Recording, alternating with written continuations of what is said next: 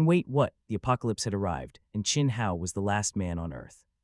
He was lounging in a luxury villa, spending his days in bliss with the goddess he had been pining over for years. He woke up gasping, his heart hammering against his ribs as he scanned his surroundings. He was still in his cramped rental room, a long sigh escaped him as reality set in. It was just a dream, but such a perfect dream that he could not help but savor the memory. For some unknown reason, most of the world's population had vanished, leaving the city in total chaos, crawling with savage zombies and mutated beasts. In that world, he was the only man left, while facing a life or death struggle against the undead. His eyes had suddenly mutated. He gained X-ray vision and a photographic memory that acted like a high-speed scanner, recording everything he saw into a mental cloud drive. Even his past 20 years of memories were surfaced with perfect clarity. In the dream, just as a zombie was about to tear his throat out, the moves from a Muay Thai action movie he had watched recently flashed through his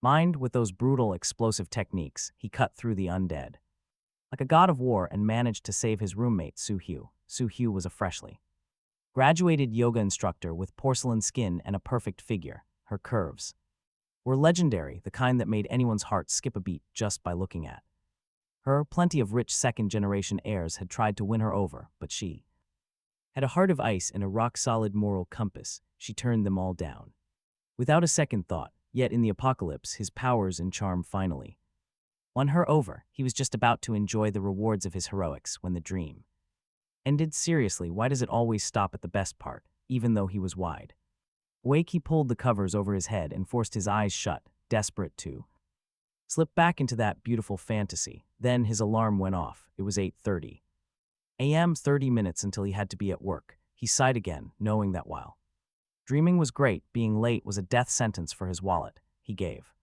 himself a quick pep talk, washed up, and headed for the elevator. Something felt off. Usually the elevator was packed at this hour, but today it was empty. Since his office was close, he walked as usual, but the streets were eerily quiet. It was Monday, yet there was not a soul in sight. He wondered if everyone had suddenly achieved financial freedom and quit their jobs. As he walked further, things got weirder. Cars were left all over the road in a messy way. His heart began to race as a single thought took hold: the end of the world. He tried to shake it off, telling himself he just needed to focus on work. But then he stopped. A car parked nearby was shaking violently. He thought it was a bit much for someone to be doing that so early in the morning. But then a woman came running toward him. She was stunning, with a perfect physique that reminded him of a more refined Kardashian. It was Su Hyu. He called out to her, asking why she was running so fast and if she had forgotten something at home. She screamed at him to run. She was in her tight gym gear, and the sheer speed of her movement was a sight to behold, but the terror in her voice was real. He asked if it was an earthquake, but she had no time to explain. She reached him and said they had to get back to the apartment immediately. Before he could ask anything else, he saw them. Two figures were chasing her from 20 meters away. They definitely weren't human anymore. Pale skin smeared with thick blood, and they had blackened eyes and rotting flesh, looking exactly like movie zombies. Just as that realization hit, the door of a shaking car beside him swung open. A massive man crawled out, pale, bloodied, and gagging on what looked like intestines hanging from his mouth. His legs went weak with pure terror. Suhai grabbed his arm and yanked him back, snapping him out of his trance. They sprinted toward their building as he asked her through ragged breaths how this could even be happening. She didn't know she had just stepped outside when those monsters started chasing her. Suddenly he froze, too. More zombies blocked the path ahead, with enemies on both sides. Suhai spotted a black pickup truck parked nearby with an open door and keys still in the ignition. She leaped inside and tried cranking it. Watching her, he felt a strange sense of déjà vu. Was he still dreaming? He blinked hard, hoping his eyes would mutate like in his dream, but nothing happened. He didn't have X-ray vision or some photographic memory. He couldn't even remember what brand of toothpaste he had used that morning. The engine suddenly roared to life. Suhai waved at him to get in, and as he looked at her, a golden light flashed across his vision. Suddenly, her gym clothes vanished right before his eyes, leaving her incredible figure completely exposed. Yes, his vision really had mutated. He wiped a stray bit of blood from his nose, feeling a massive surge of excitement. Suhai noticed his intense staring and snapped at him to get in. He suppressed his excitement and leaped into the passenger seat. She slammed the gas. But the truck wouldn't budge. The tires just spun and smoked. Looking in the side mirror, he saw a 2-meter-tall zombie grabbing the back of the truck.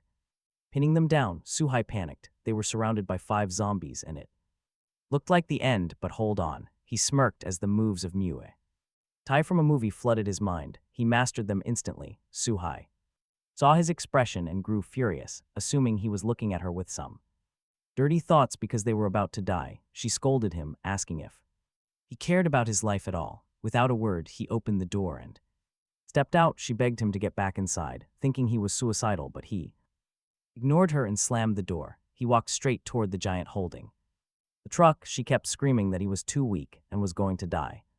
But then she went completely silent. He leaped high, driving his elbow down like a mountain onto the giant zombie's head. Its skull split open and it collapsed into the dust. He stood there in the haze like a god of war. Suhai stared at him as if he were the hero she had always dreamed of. He walked back to the truck and leaned against her window, looking into her eyes to tell her how he felt, but she cut him off with a warning. The 2 zombies ahead were already closing in. He met them with a high kick, sending one flying. They were tough, though, and kept pushing forward. He managed to kick the arm off one, but it didn't slow them down at all. Meanwhile, 2 others were smashing the truck windows to grab Suhai. Hearing her scream, he ignored the pain in his body and smashed his elbow into a zombie's skull, crushing it instantly. He realized then that the head was their only weak point. As he processed this, the zombie bit deep into his thigh. He roared, crushing its head with his elbow. He dragged his bleeding leg to the truck right as the glass shattered, and the last 2 zombies reached for Suhui. He swung his fists like sledgehammers, caving their skulls until they stayed down. He asked Suhui if she was okay, even with his powers. His body was still human, and he was badly hurt. More zombies were approaching in the distance. He wanted to keep fighting, but she stopped him, insisting they return home immediately so she could use her first aid kit on his injuries. Back in the quiet apartment, she carefully helped him onto her bed. Her gentle scent made his head spin. He was inside her room for the first time. His body reacted instinctively to her proximity as she returned. She brought the medical supplies and asked about his wound. He told her he was fine, but when she went to disinfect his leg, she froze, her face turning bright red. He realized his body had betrayed his thoughts. Embarrassed, he pulled a quilt over himself and closed his eyes, unable to explain. She hesitated, but since he had saved her life, she gritted her teeth and began cleaning the wound. Then she gasped and told him to look. He opened his eyes and saw the bite mark on his leg, healing at a visible rate. Even the scrapes on his elbows were disappearing. He felt stronger. Not only had his eyes changed, it seemed his entire body had mutated as well. He activated his X-ray vision to scan his own body. He saw something incredible. His cells possessed a powerful fusion capability. They were actively devouring and merging with the zombie cells, absorbing their unique traits. He had a sudden, bold realization. His power was not just vision, it was total integration. His eyes fused images, his brain synthesized knowledge, and his body assimilated. Beside him, Suhui looked on in absolute, silent shock. She was stunned, asking how his wounds had healed so suddenly. He played it cool, laughing it off and telling her he was not entirely sure. Maybe a strange bite caused a Spider-Man-style mutation.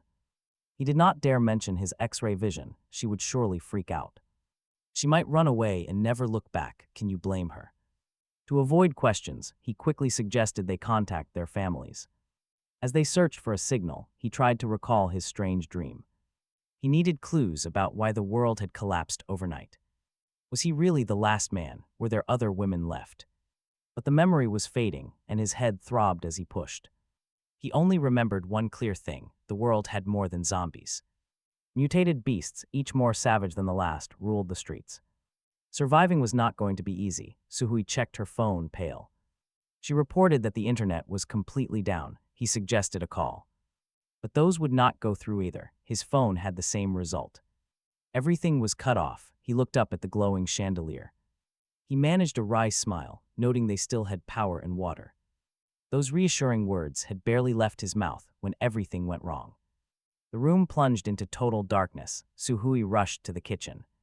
He tried the tap, but after a few pathetic drops, it ran dry. The gas stove was dead too.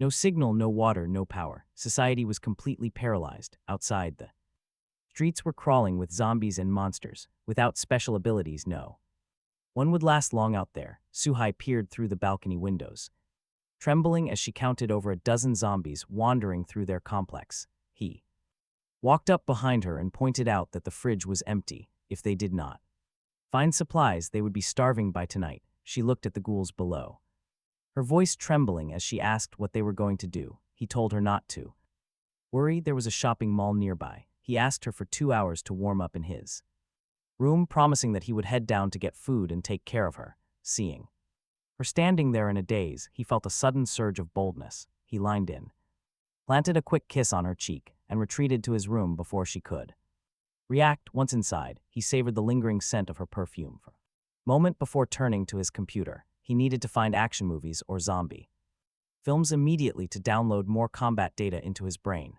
His current mutations allowed him to handle standard zombies, but if he ran into a high-level beast, he would be in trouble. He usually watched suspense or romances, and while he liked fantasy, those movies were too flashy for real survival. With the internet down, he had to rely on his hard drive. He searched through his archives, but his heart sank. He had over 100 movies, but they were almost exclusively adult action films. He sighed, realizing those would be great for later when he finally won over Su Wei, but they were useless against the undead. It was a classic mistake. He never had the right research material when he actually needed it. Then he remembered that Su Wei practiced boxing alongside her yoga. She was bound to have martial arts films on her drive. He rushed into the living room to ask her, but he stopped dead in his tracks. She was on her yoga mat mid-routine. She was positioned on all fours, stretching one leg high into the air. Her silhouette was framed against the light. He could not help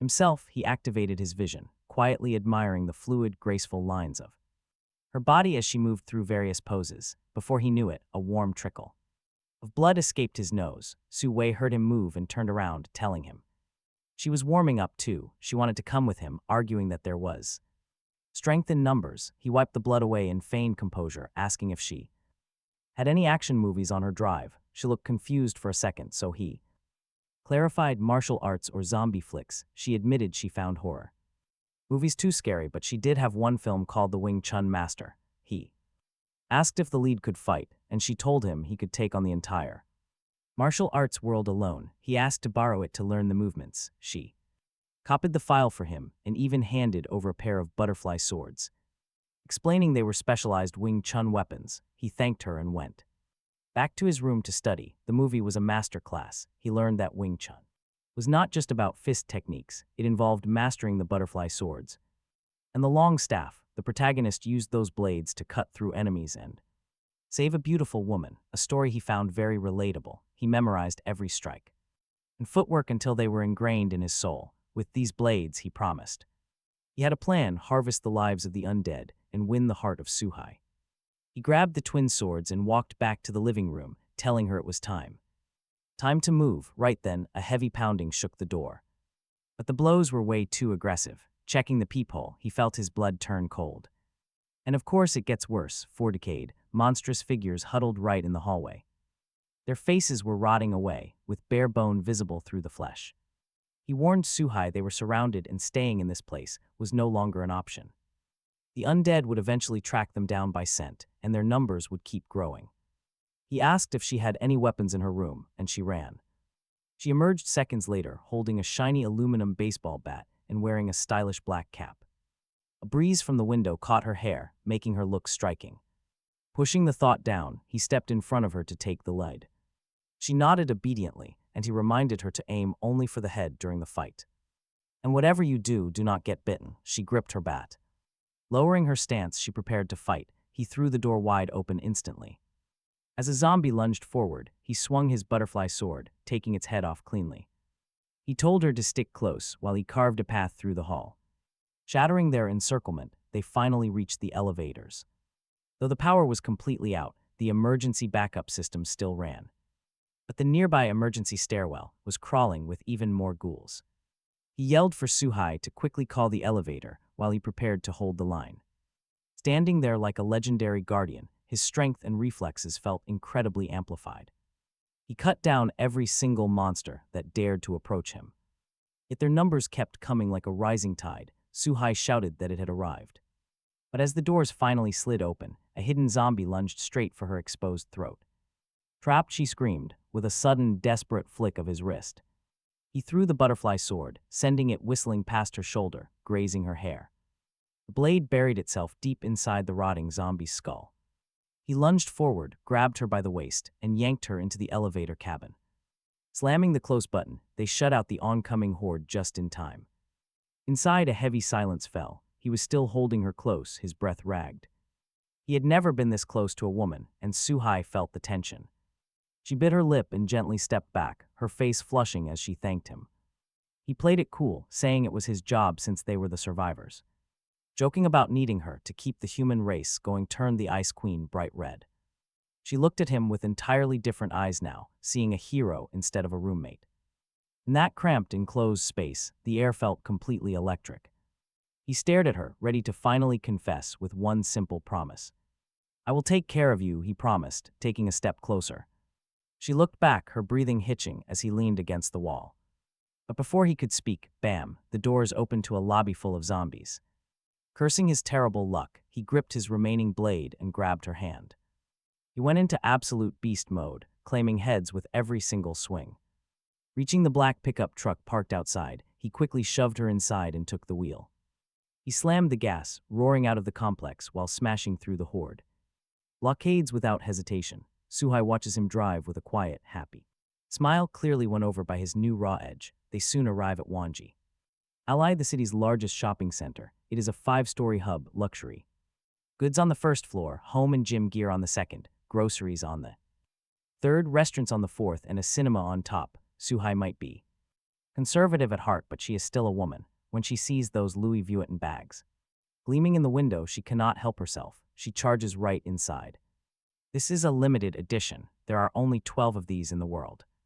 She quietly sets the bag back. It is just too expensive, even if she slaves away for 3 years, she could never afford it. He steps in front. With a cool gesture, his voice carrying a trace of newfound authority.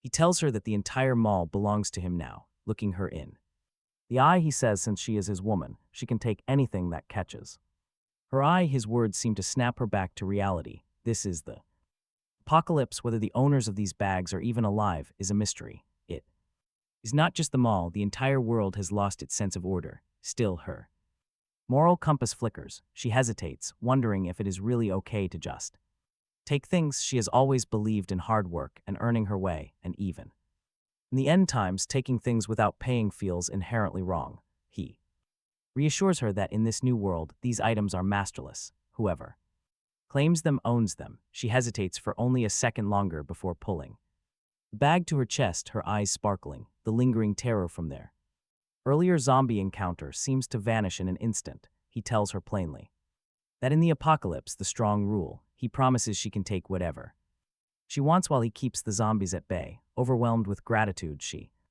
cannot help but plant a kiss on his cheek before diving back into a shopping frenzy. He touches the spot where her lips met his skin, watching her enjoy herself. He cannot help but think a new bag really is the best medicine for any ailment. After they clear out the Louis Vuitton store, she moves to La Mer, sweeping up high-end skincare products worth tens of thousands that were once far out of her reach. Soon, a third of the pickup truck bed is overflowing with luxury bags, cosmetics, clothes, and lipsticks. She shows no signs of stopping and is about to charge into Chanel when he finally intervenes. He points out that they need to prioritize food. If they keep loading up on clothes, they won't have any room left for essentials. She agrees immediately, and they head for the stairs. As they pass the second floor, his eyes catch a specialized shop. A thought begins to form, and he tells her there are fitness and sporting goods on this level, where he can find some weapons. He suggests she head to the third floor for food while he grabs what he needs. He waits until she reaches the next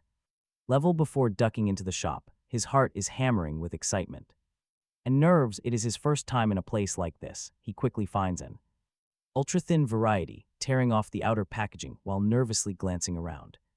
Terrified she might walk in on him, he stuffs a few dozen individual packs into his pockets and hurries out toward the gym equipment. After a quick search, he grabs a pair of nunchucks and then snags a sharp kitchen knife from the He grabbed weapons from the cookware section and went up to find Su Wei. She had already packed over a dozen bags of survival supplies.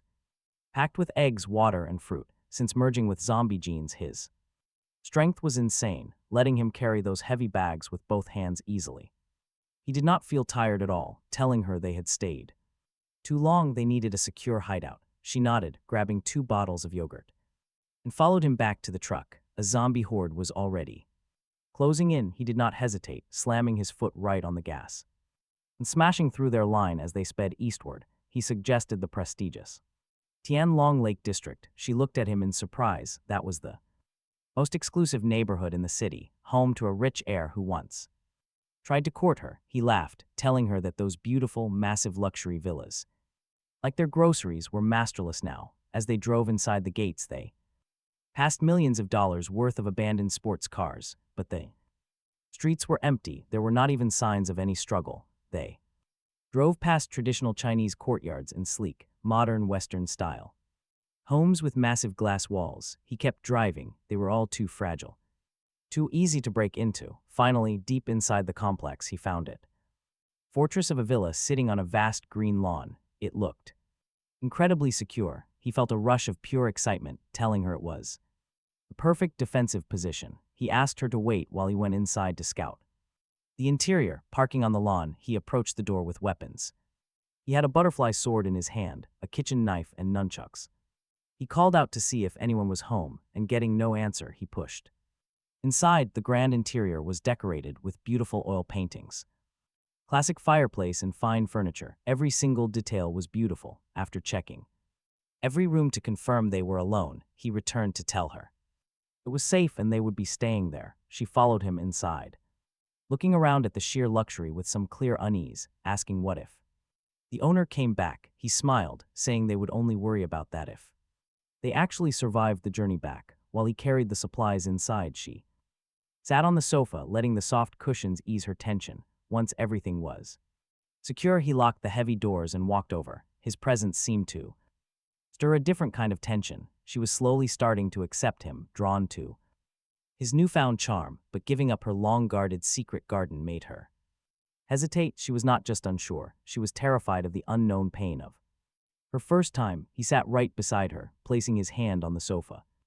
just inches from her leg. As the air grew heavy, a soft voice suddenly broke the silence from a radio sitting in the corner of the room, desperately asking if anyone was there, pleading for a response. Su Wei breathed a sigh of relief, pushing him away and telling him to check if it was another survivor. He hesitated for a quick second before picking up the receiver and asking who it was. The caller replied that it was Dr. Tong Yan from the Supernatural Research Institute, begging for help. He was completely stunned, asking if it was truly the legendary, mysterious Dr. Tong Yan. Su Wei stood up, her excitement completely matching his. Su Hui believes that with Tong Yan, they might finally learn why the world ended. Back then, Tong Yan was a household name, the single non-celebrity who dominated the news. She had suddenly appeared 3 years ago and completely revolutionized the tech industry.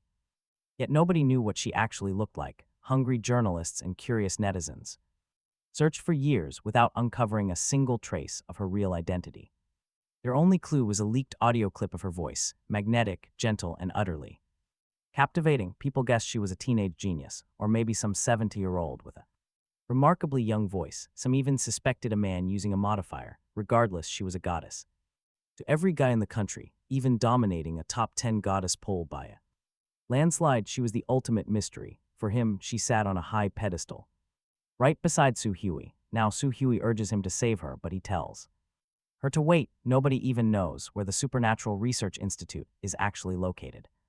His hand shakes slightly as he holds the microphone, talking to the nation's ultimate goddess is a dream for any guy, and he realizes he is the one she is reaching out to. But wait, he is literally the only man left alive.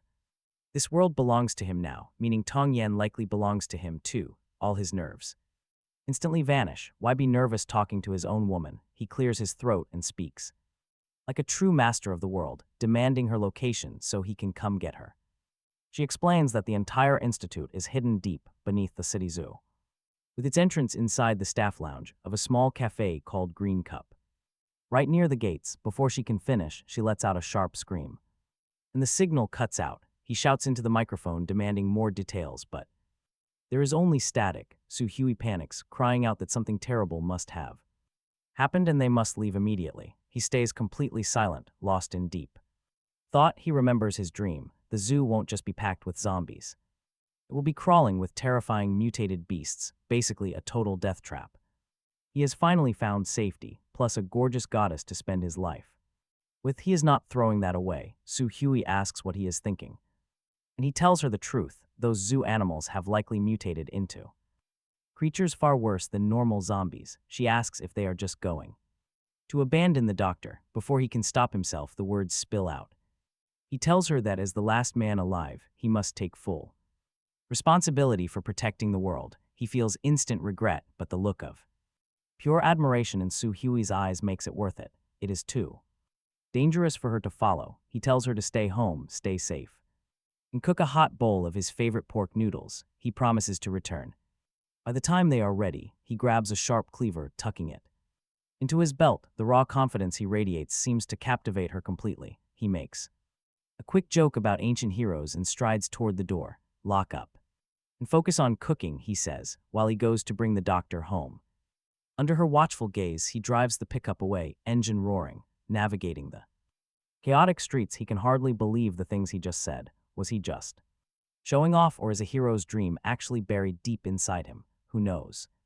But he feels different. His entire life he was a follower, obeying teachers and obeying bosses. He was always the one taking orders, but everything changes now.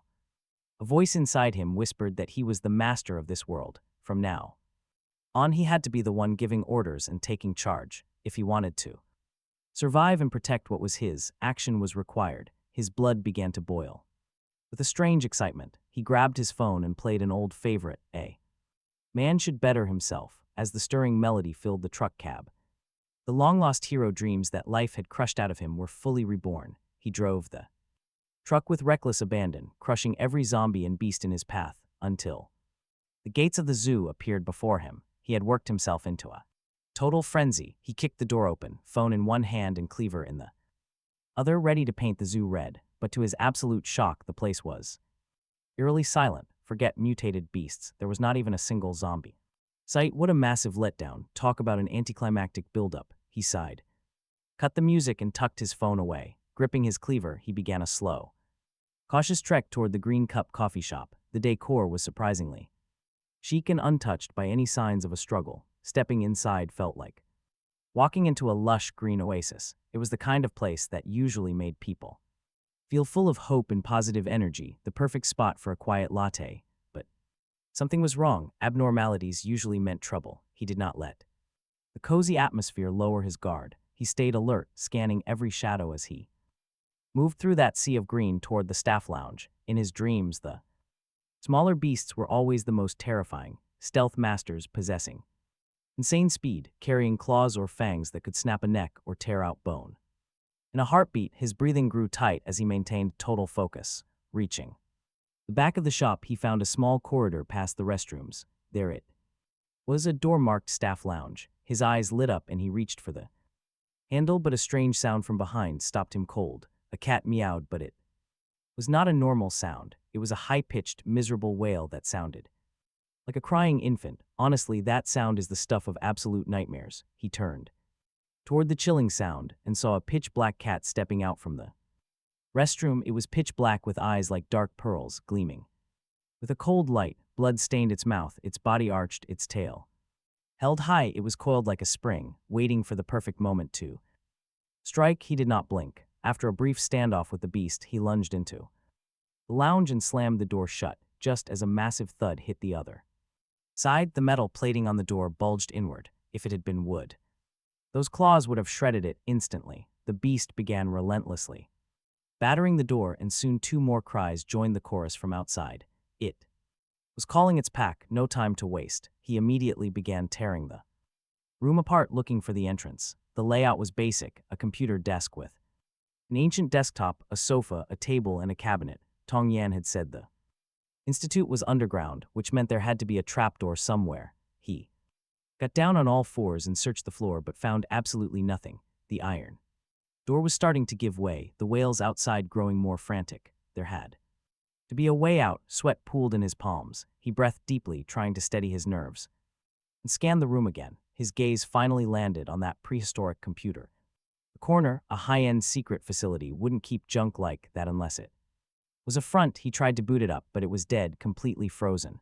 A claw suddenly punched through the metal door, swiping at the air inside. These cats were not like those slow-moving, brainless zombies. They were lightning fast. If three of them cornered him, he was dead. In pure desperation, he slammed his hand onto the keyboard. It lit up. This keyboard was the key. He scrambled to enter a password. He tried the institute's full name. Wrong. He tried Tong Yan's name. Wrong. He tried the initials. Still wrong. With a final crash, the door flew open. The black cat and two snow-white companions stepped in, tails raised and fangs bared, stalking toward him with absolute murderous intent. He tried a few more combinations, but nothing worked. As they closed the distance, he decided to play his final card. He typed in the pinyin for protect world peace as a last-ditch effort while gripping his cleaver for a suicide charge. To his shock, a voice chimed in his ear. Password correct. Welcome to the Supernatural Research Institute. Suddenly, the floor vanished beneath him. After a long drop, he hit an air cushion and rolled to a stop. Standing up, he looked around. The power's out here too, leaving a long corridor bathed in the eerie green glow of emergency lights. The heavy silence was broken only by the distant, muffled wails of the cats above. He used the last of his phone's battery to turn on the flashlight, cleaver in one hand, phone in the other. He slowly crept forward. The passage ended in a dark T-junction. As he debated which way to turn, a violent hounding erupted from the right, followed by a soft, panicked voice. It was Tong Yan pleading for someone to stay away. He immediately sprinted toward the sound. Rounding a corner, he spotted two flesh-eating zombies in lab coats frantically battering a door. That had to be her. Seeing they were just ordinary zombies and not beasts, his anxiety eased, replaced by a surge of curiosity. What did the legendary Tong Yan actually look like? He found himself hoping she was his age, someone who could add some color to this bleak, apocalyptic life. Hopefully she wasn't some old man with a voice changer, or his trauma with cute voices would be permanent. He quickly shook the thought away. According to Murphy's Law, the more you worry about a scenario, the more likely it is to happen. The door groaned and gave way. Man or woman, it didn't matter right now. Saving a life came first. He charged into the room with terrifying speed. With two swift strokes, he ended the zombies, their skulls shattered, spraying a mist of blood across his face. As they slumped to the floor, in the corner, he saw a figure in a white lab coat. They were incredibly thin, huddled with their knees pulled to their chest. Trembling violently, he felt a wave of relief. At least it was a woman, but for a second he hesitated to look closer. He was afraid of being disappointed. Experience had taught him that names and appearances rarely match. The quietest names usually belong to the loudest. The loudest, as he stood there, she seemed to sense his presence and slowly looked up, and honestly, who could blame him? His heart completely stopped. She was exactly what her delicate name suggested. Her face was like a completely flawless porcelain doll.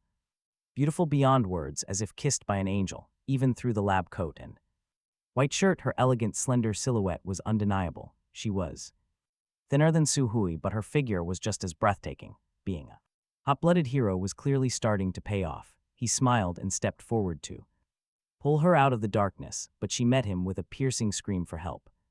She recoiled, trembling even harder. He told her not to worry, he was there for her, but she only screamed louder for him to stay away. Confused by her reaction, he caught a glimpse of himself in his phone's front camera. He let out a sharp curse. He looked like a monster. The blood from the zombies had covered his face in a gruesome mask. No wonder she was terrified. He quickly ripped a piece of cloth from one of the corpses and wiped his face clean. He told her they had just spoken on the radio and that he had come to save her. She stopped screaming and looked at him properly. His face was clean and human, nothing like the rotting ghouls she had been hiding from. She asked who he was. He told her his name was Qin Hao and that he was here to rescue her. He spoke patiently, reassuring her that he was human and that zombies did not talk. Seeing her guard drop, he knelt beside her and asked if there were any other survivors. She shook her head, her mind clearly in a daze. Extreme terror can shut down a person's ability to think, leaving only raw survival instinct. He asked if she had seen any colleagues when she arrived this morning. She told him she had been in the lab all night and fell asleep from exhaustion. when she woke up. Everyone was gone and the place was crawling with zombies. She had locked herself in and started calling for help. She sounded fragile, her exquisite face pale. The sight of her sparked a deep protective instinct in him. He told her it was okay now and that he would protect her, but they needed to leave. He stood up. But she did not move. She remained huddled in the corner. He warned her that the zombies would track their scent and that they were in danger. She looked up with tear-filled eyes and admitted her legs were too weak to move. He told her it was not a problem and he would carry her. He tucked his cleaver away and reached out a hand. She hesitated, reaching out before pulling back the moment her skin touched his. Being a genius who lived in the lab, she had clearly spent very little time with the outside world, especially men. Her body seemed to reject the contact out of instinct. She seemed more afraid of the physical contact than the threat of death, telling him to just go on without her. He assured her he was not a bad guy, but when she still would not move, he took charge. He grabbed her hand and put his arm around her waist to haul her up. She made a soft sound of protest, but she was too weak to resist. In a life-or-death situation, there was no time for modesty. He turned and swung her onto his back, his arms locking around her like pliers to make sure she would not slip. She was so delicate and overwhelmed by the double terror of the zombies and the physical proximity that she just went limp against him.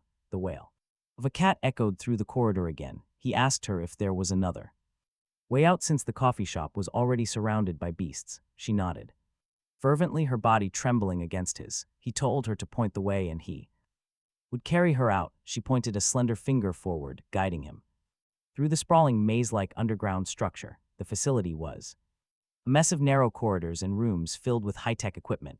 Much of it was smashed to pieces by whatever broke in. Hao hadn't gone far when several staggering zombies lunged from a side corridor, blocking their path. "Watch out, Tong," Yan warns him, her voice trembling as she locks her arms around his neck. But Hao, zero fear. He draws the cleaver from his waist with his right hand, his left keeping her steady so she won't slip. He becomes a human juggernaut, charging down the hallway and carving a bloody path through anything in their way. Moving so fast, Tong Yan gets jolted against his back with every single stride. He can feel the rhythmic pressure of the motion. Noticing her pale, porcelain skin flush from snowy white to a deep crimson, it is definitely a strange sensation for her, but the sheer terror that gripped her moments ago is fast becoming an overwhelming sense of security. Slowly but surely, her body stops fighting the closeness and her breathing begins to steady. She points left. He pivots instantly.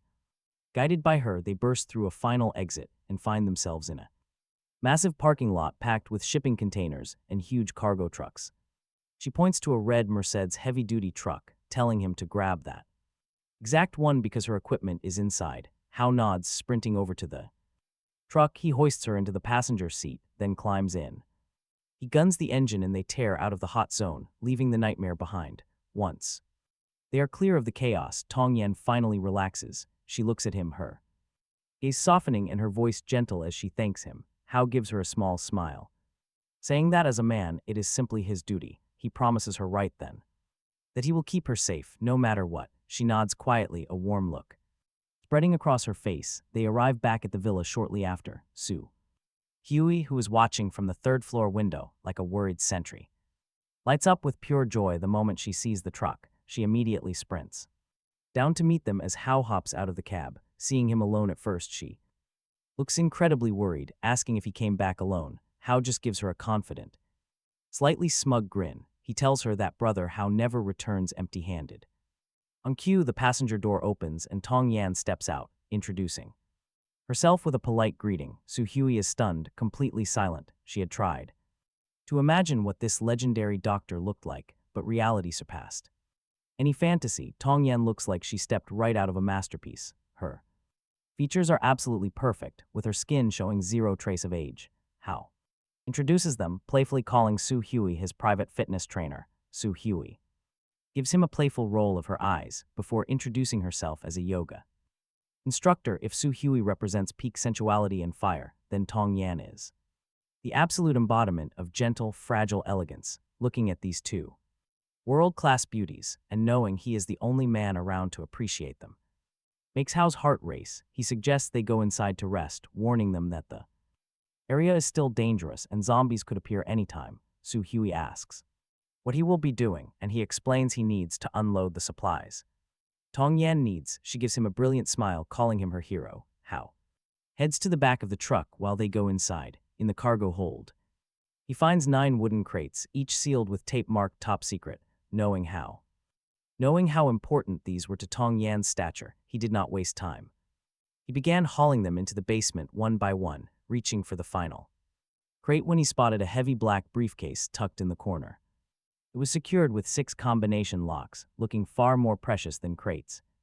He grabbed it and brought it down with the rest. The massive basement was clean after organizing her equipment and locking up the truck. He headed back upstairs. His clothes were caked in dried zombie blood, and he realized he needed a change. He remembered seeing a walk-in closet during his initial sweep of the house and went to see if anything fit, pushing the door open. He ran straight into Tong Yan, who had just finished changing. Herself, she had swapped her lab coat for a black spaghetti strap dress.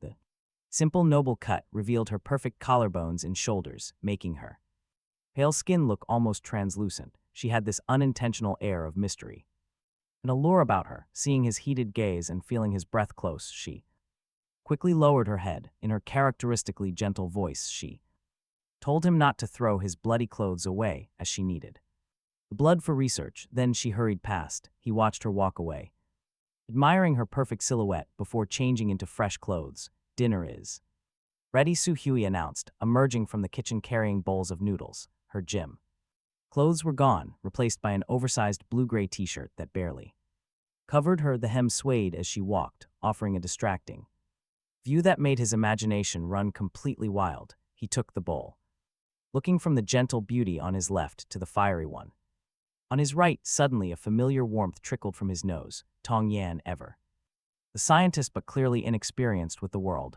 immediately grabbed a tissue to help him wipe it away. He laughed awkwardly, blaming the dry weather for the nosebleed, though we all know he was silently cursing himself.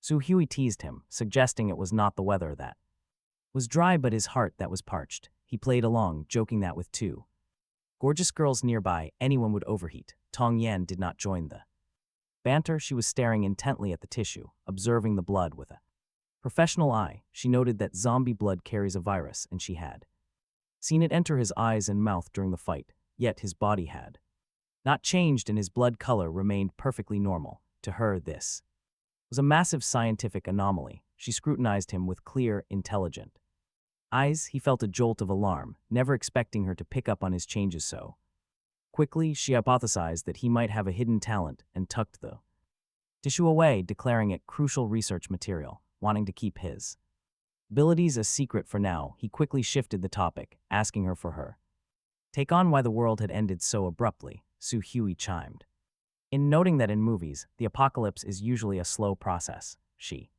could not understand how everyone had vanished and been replaced by zombies in a single night. Tong Yan thought for a moment before suggesting that it might be a case of parallel universes colliding, leading to a space-time leap. Su Hui looked lost. As an art student, physics was never her strength.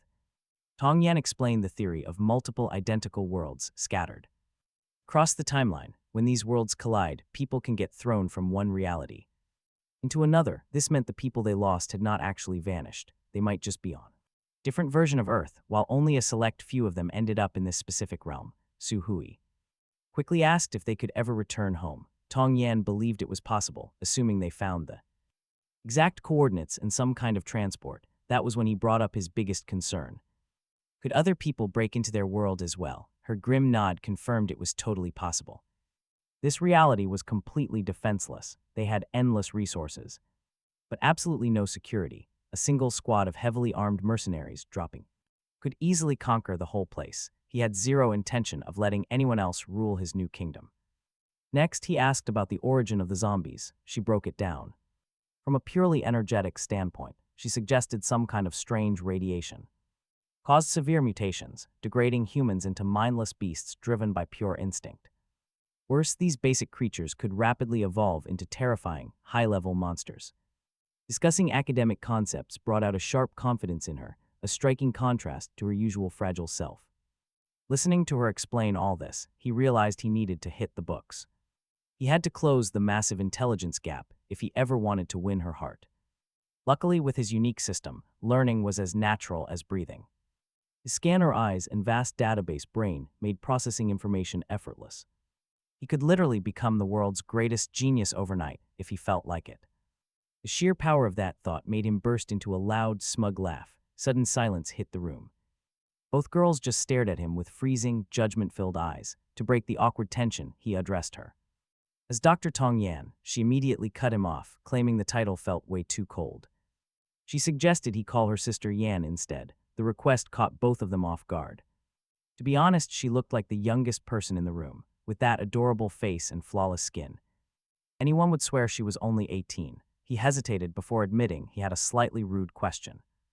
Once she gave him the green light, he asked the ultimate question every guy wanted to know. The one thing every guy in the world wondered, exactly how old was she?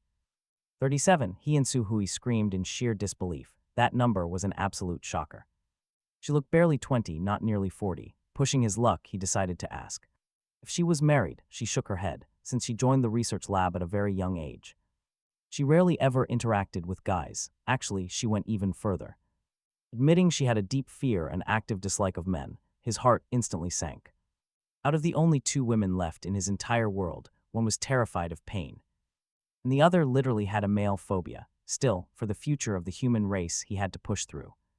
But then her tone softened. She confessed that when he carried her out of the crumbling institute, she realized men might not be so bad after all. Riding on his back made her feel incredibly safe. She quietly returned to her bowl, praising his cooking. A small wave of relief washed over him. Turns out, no wall was entirely impossible to climb. Wanting to keep the good vibes rolling, he asked what was inside those heavy military crates. Tong Yan slowly placed her chopsticks down, her entire face growing dead serious. After a long, tense hesitation, she warned him that the contents were classified at the highest level. She explained she had been personally researching this project for almost 10 years. They were actually scheduled to initiate the next phase of testing today. There was a huge chance they were on the verge of a historic breakthrough. A heavy trace of regret fills her voice, but Tong Yan quickly shakes it off, noting that since the world has already ended, these secrets are no longer secrets anymore. Sharing them now is harmless, and her words immediately spark Su-hui's deep curiosity, leaving her wondering what kind of massive project could consume an entire decade of a genius doctor's life. Tong Yan sighs, mourning those 10 years of effort that have seemingly gone to waste. Without a massive support team, she cannot possibly continue such a gargantuan project alone. Qin cannot help but press her, asking what it actually is. She explains that these crates contain a specific type of energy body. In her theory, humans and all matter are essentially just energy bodies emitting various waves, using love at first sight as a perfect example. Explaining it as a natural resonance between two people with matching wave frequencies. Or perfectly synced waves. Qin nods slowly, casting a meaningful look at Su-hui. She just rolls her eyes, telling him to pay attention to the lesson. Tong Yan continues, explaining that 10 years ago, her team detected an ancient species deep on the ocean floor, living in colonies with a single leader and subordinates who obeyed every command with absolute 100% precision. This was an anomaly that simply shouldn't exist in nature. Qin chimes in, noting that survival of the fittest usually means the strongest becomes the king, and total loyalty is practically unheard of. Tong Yan confirms that their behavior defied natural laws, which drove them to study the creatures until they found the answer. It turned out these strange creatures carried unique energy stones. The leader held a prime energy stone, while subordinates held secondary energy stones. The leader could manipulate that prime stone to emit a specific wave, controlling the secondary stones and guiding the actions of the entire colony. Qin asks how many subordinates a leader can control or how far the range extends. She admits the limits are still unknown and that she needs further research to provide a definite answer. Qin's mind starts racing as he asks if these stones can be transplanted into other species. She reveals that the very first experiment was actually scheduled for this morning, but then the world fell apart. While she speaks with regret, Qin feels a surge of silent excitement. Now get this, if he can devour and integrate the prime energy stone while transplanting those secondary stones into zombies, he could build a formidable zombie army. These creatures are mindless, powerful, and durable, the perfect combat machines. He remembers his history teacher once saying that organizations usually collapse from internal betrayal rather than external enemies, but with total control. And invasion wouldn't just be repelled, it would become the foundation for something greater. He can see it clearly, the great Qin group. He can practically hear people calling him Boss Qin. Every man dreams of ruling, right to own the land, command the people, and have the finest beauties by his side. The thought of such absolute dominance makes his blood boil with anticipation. He grew up an orphan with no sense of belonging, working a dead-end job for a pittance. Qin always felt like a background character in someone else's story, but the apocalypse has given him the chance to be the ultimate savior. Qin knew he would be a fool to miss this chance. The sudden excitement overwhelmed him. He laughed out loud. Su Hui and Tong Yan both stared at him in utter confusion. Su Hui even gave him a playful kick, asking why he was so happy. She demanded to know why he was happy when her work was ruined. Qin apologized. Could the prime stone be transplanted into a human? Her answer was a blunt no. A colleague tried it once and turned to ash instantly. Only ash remained. Secondary stones could be liquefied, but they had no human effect. Secondary stones could be liquefied for injection, but they did absolutely nothing for humans. He felt a cold shiver run down his spine. Despite his powers, he had only one life. If devouring the prime stone meant turning to ash, that was a gamble he could not take. He asked why. She hypothesized that secondary stones only worked on underdeveloped brains. This was likely because human brain waves interfered with the stone's signals. Then she asked where he kept her equipment and stones. He told her they were in the basement, and she immediately headed down. She wanted to set up a temporary lab. Before disappearing, she looked back. She ordered him to go out and catch a few zombies for her to test on. Just like that, the future boss Qin was demoted to a mere zombie catcher. To make matters worse, Su Hui told him to wash the dishes before he left. She wanted to organize her clothes while he sighed and got to work. Apparently, being the king of the world meant taking care of these ladies first. But as he scrubbed, the blueprint for his great Qin group remained clear. Life and death seemed like small matters compared to becoming a true hero. Some risks are definitely worth taking. Once the kitchen was spotless, Qin headed outside. He decided the Mercedes truck was too conspicuous, so he scouted for a better vehicle. He saw plenty of high-end sports cars around the neighborhood, but their low chassis made them useless for plowing through zombies. Eventually, he spotted a towering Hummer H1 nearby. It was wide, powerful, and had a heavy metal partition inside. This made it perfect for transporting bound test subjects. Qin grabbed some essentials: rope, chains, steel pipes, and heavy-duty tape. He drove to an area where the zombie density was much lower. Even with his increased speed, he had to be efficient. Honestly, danger is always lurking. Qin parked around a quiet corner and spotted a small group of zombies. Staying low, he made sure there were no others nearby. Then he suddenly lunged out with a heavy sledgehammer. 3 swings, 3 shattered skulls, but then he remembered something. Sister Yan wanted them alive. He got back in the Hummer to search. Luck was on his side when he saw a female zombie with long hair. She was wandering by herself. Her face was not rotting at all. She wore what looked like a university uniform and short skirt. Complete with black socks and canvas shoes, despite the grime, she was gorgeous. She had been a campus beauty. Suddenly, she turned her red eyes and lunged. He leaped into the air, hammer raised, but seeing her face made him hesitate. She looked like a fallen angel, making it incredibly hard to strike. That split second of hesitation cost him. She managed to scratch his arm.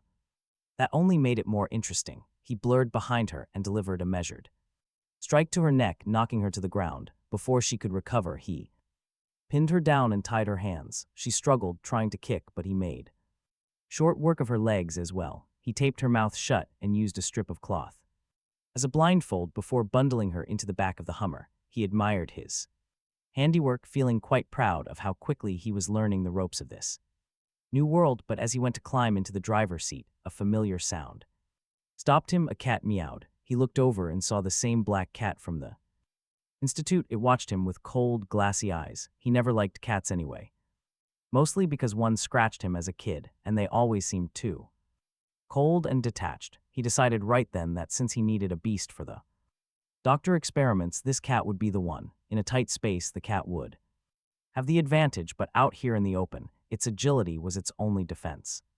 He taunted it, swinging his hammer lightly. The cat arched its back, ready.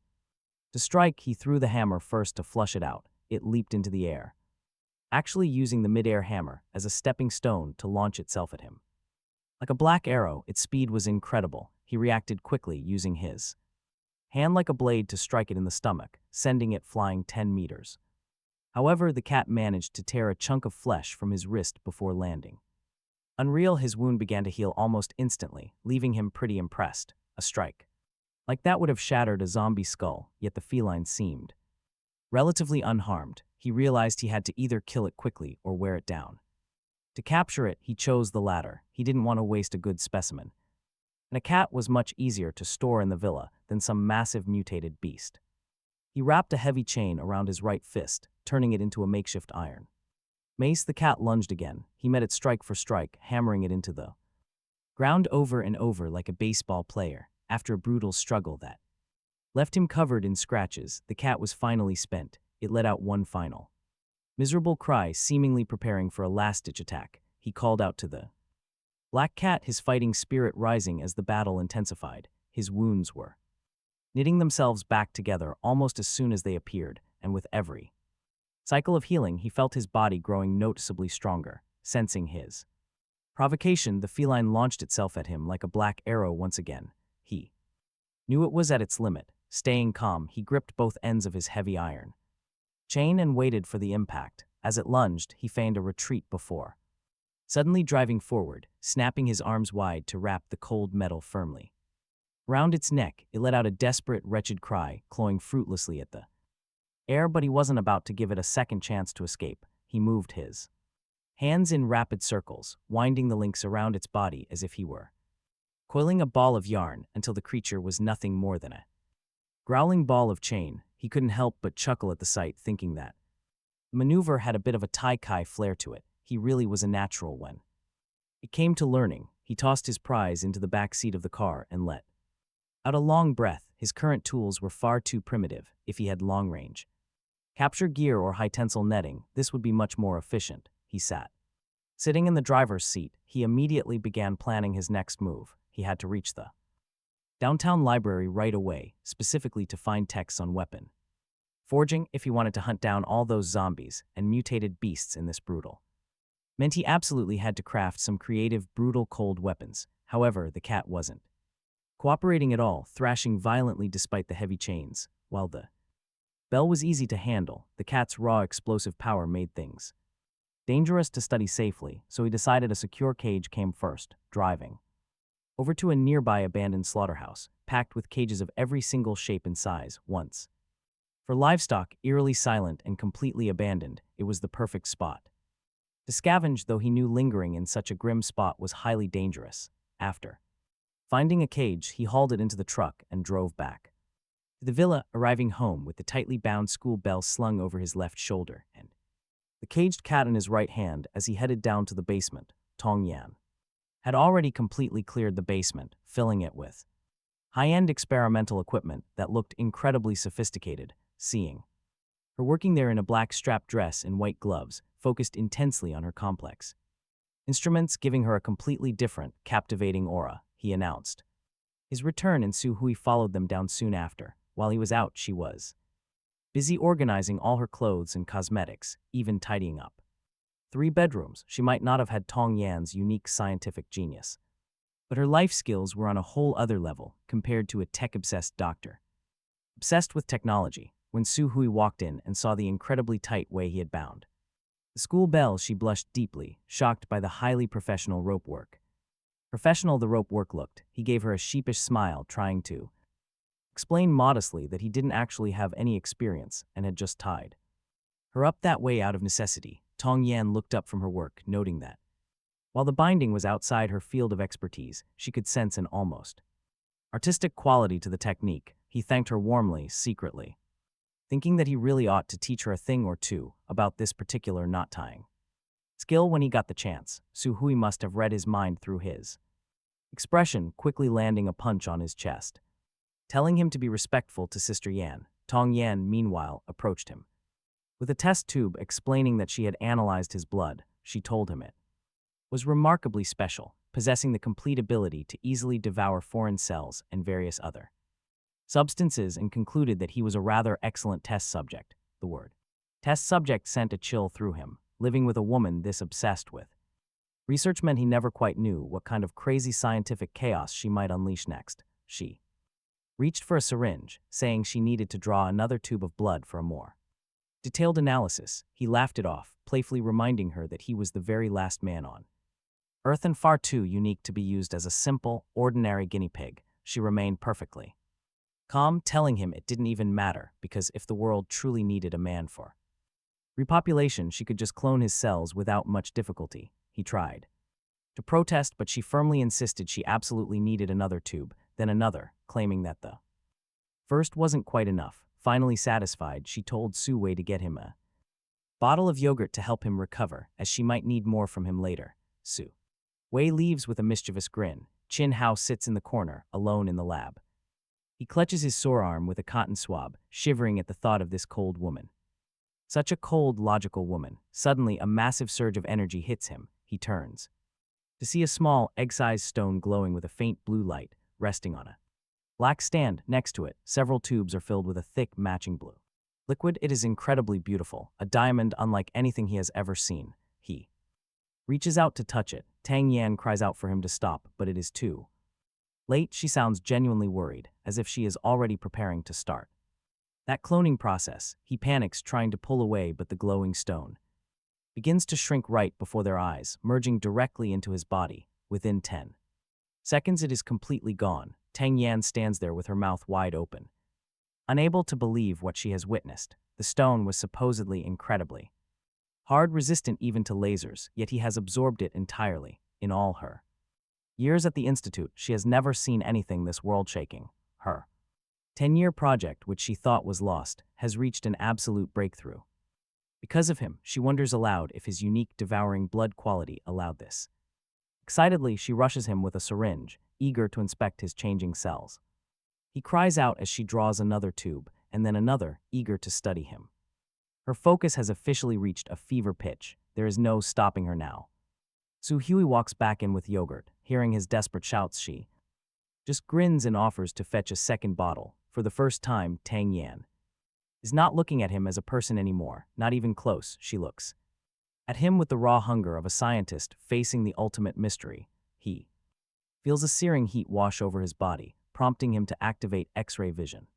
To scan his own anatomy, he watches as faint blue streaks of liquid mingle with his crimson blood before vanishing entirely, merging directly into his active cells. The ancient biological leader, who originally held the prime energy stone, had never fully tapped into its potential, explaining the flaws in control over subordinates. Qin Hao, however, has achieved 100% of his brain capacity. Tang Yan stands right before him, firmly gripping his chin and tilting his head back to observe him with clinical intensity. Since he is taller than her, his gaze naturally drifts downward, catching the view of her neckline and ivory skin. Talk about a dangerous distraction right now.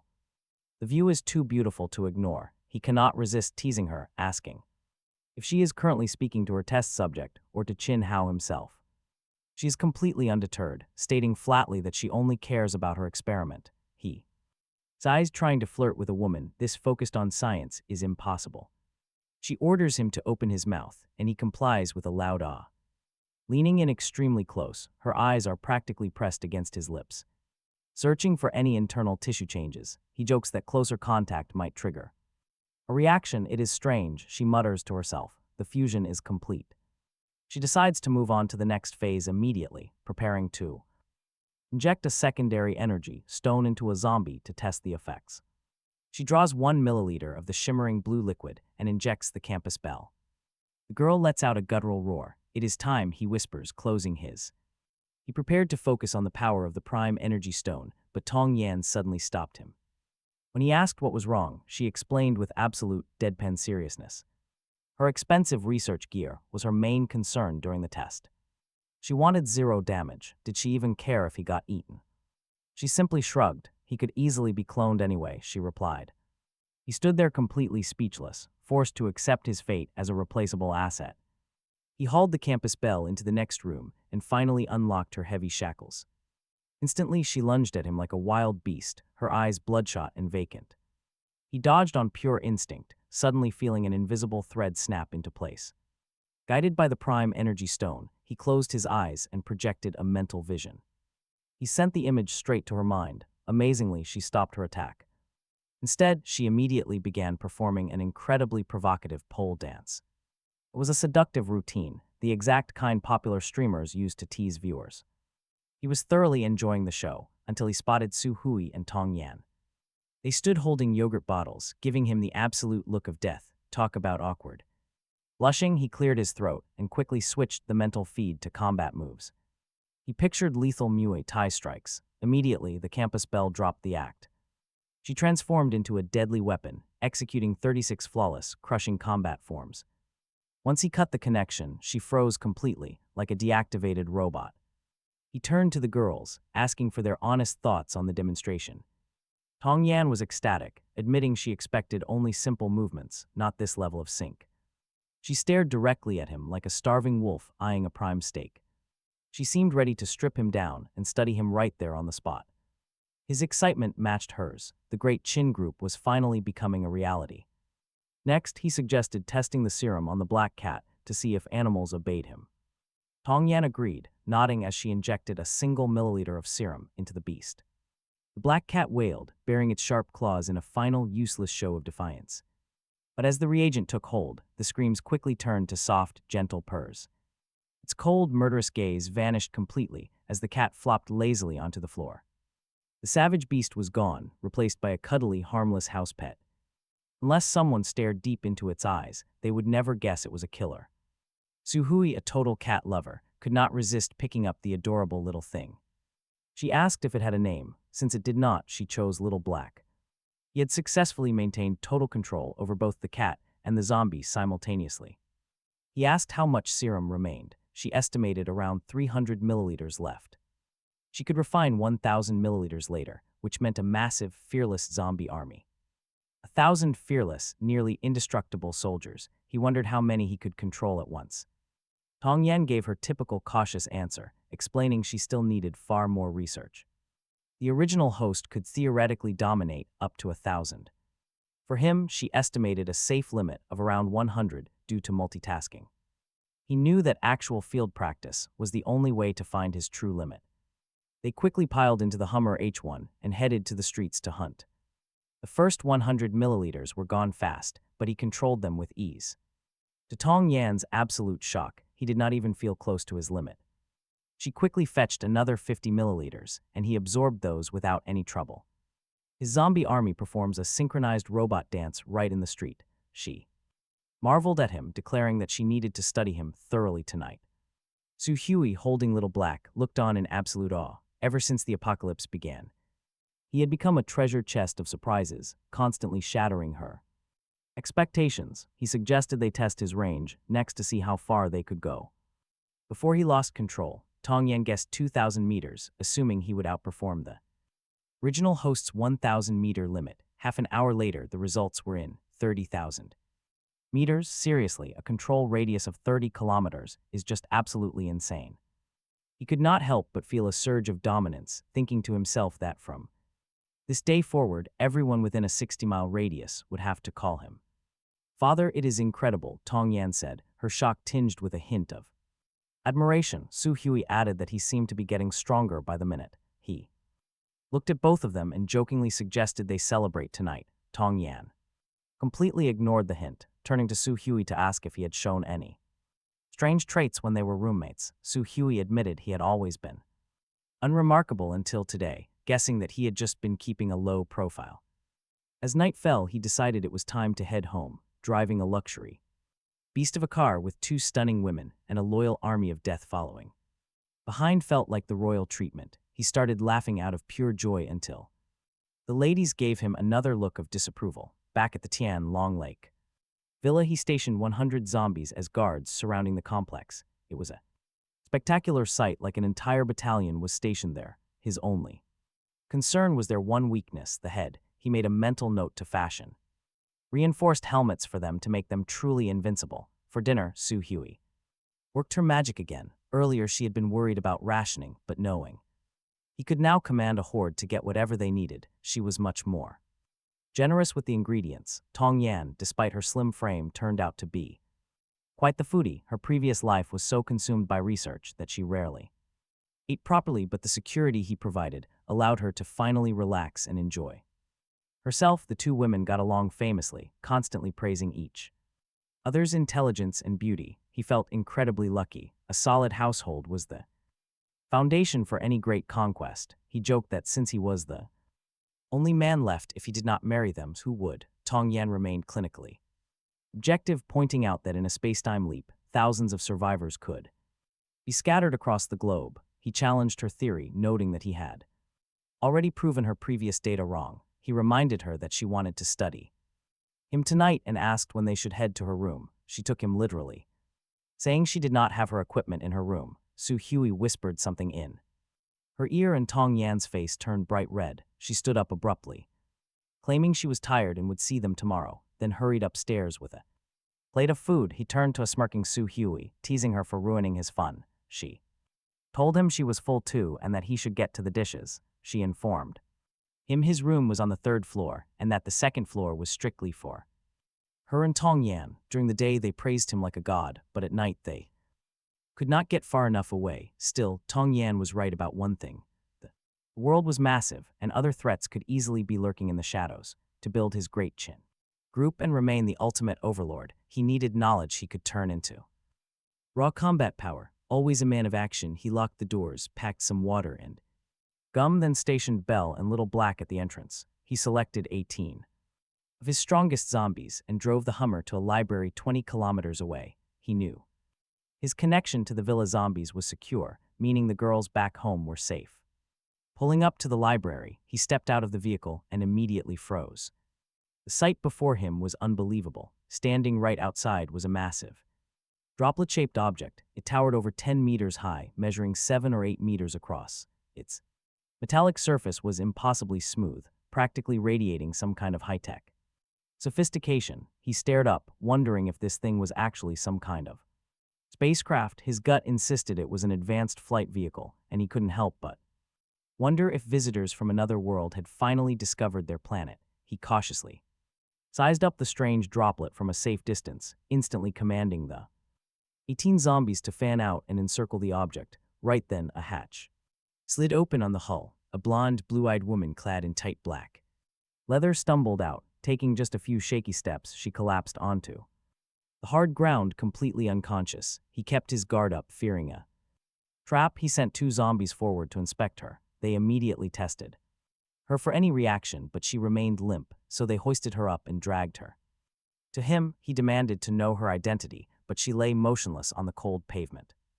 Activating his X-ray vision, he scanned her thoroughly. Beneath her highly alluring curvaceous frame, he spotted severe bruises and deep welts, suggesting a recent brutal struggle. What stood out most was a black rose tattoo at the base of her spine. She was dangerous. Suddenly, she muttered weakly, "Water, I need water."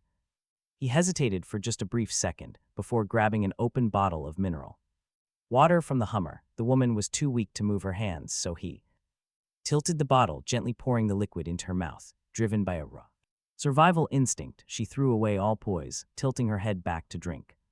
Greedily, as she drank, he observed her closely. Her facial features were incredibly delicate, and her gaze held a seductive intensity that easily rivaled Su Wei's. But while Su Wei possessed a noble, icy grace, this stranger was pure temptation. Her eyes held a shimmering glint, reminiscent of a cunning fox spirit from the old movies. Once the bottle emptied, her strength slowly returned. Gasping heavily for air, she asked who he was and where she had landed. Being a somewhat compassionate guy, seeing someone so vulnerable made him want to share the truth. But right as he was about to speak, a concept flashed in his mind: the Dark Valley Law, a rule from a famous science fiction novel he had read. It suggested that when traversing a pitch-black valley, any sudden sound must be met with immediate gunfire to eliminate the threat. Out here, there is absolutely no telling friend from foe, making preemptive strikes the only way to survive. He had already scanned her and verified she was carrying 0 weapons or suspicious items.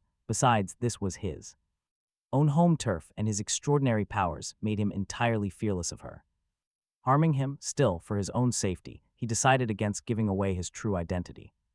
He gripped her throat, coldly declaring this world belonged to the great Qin group.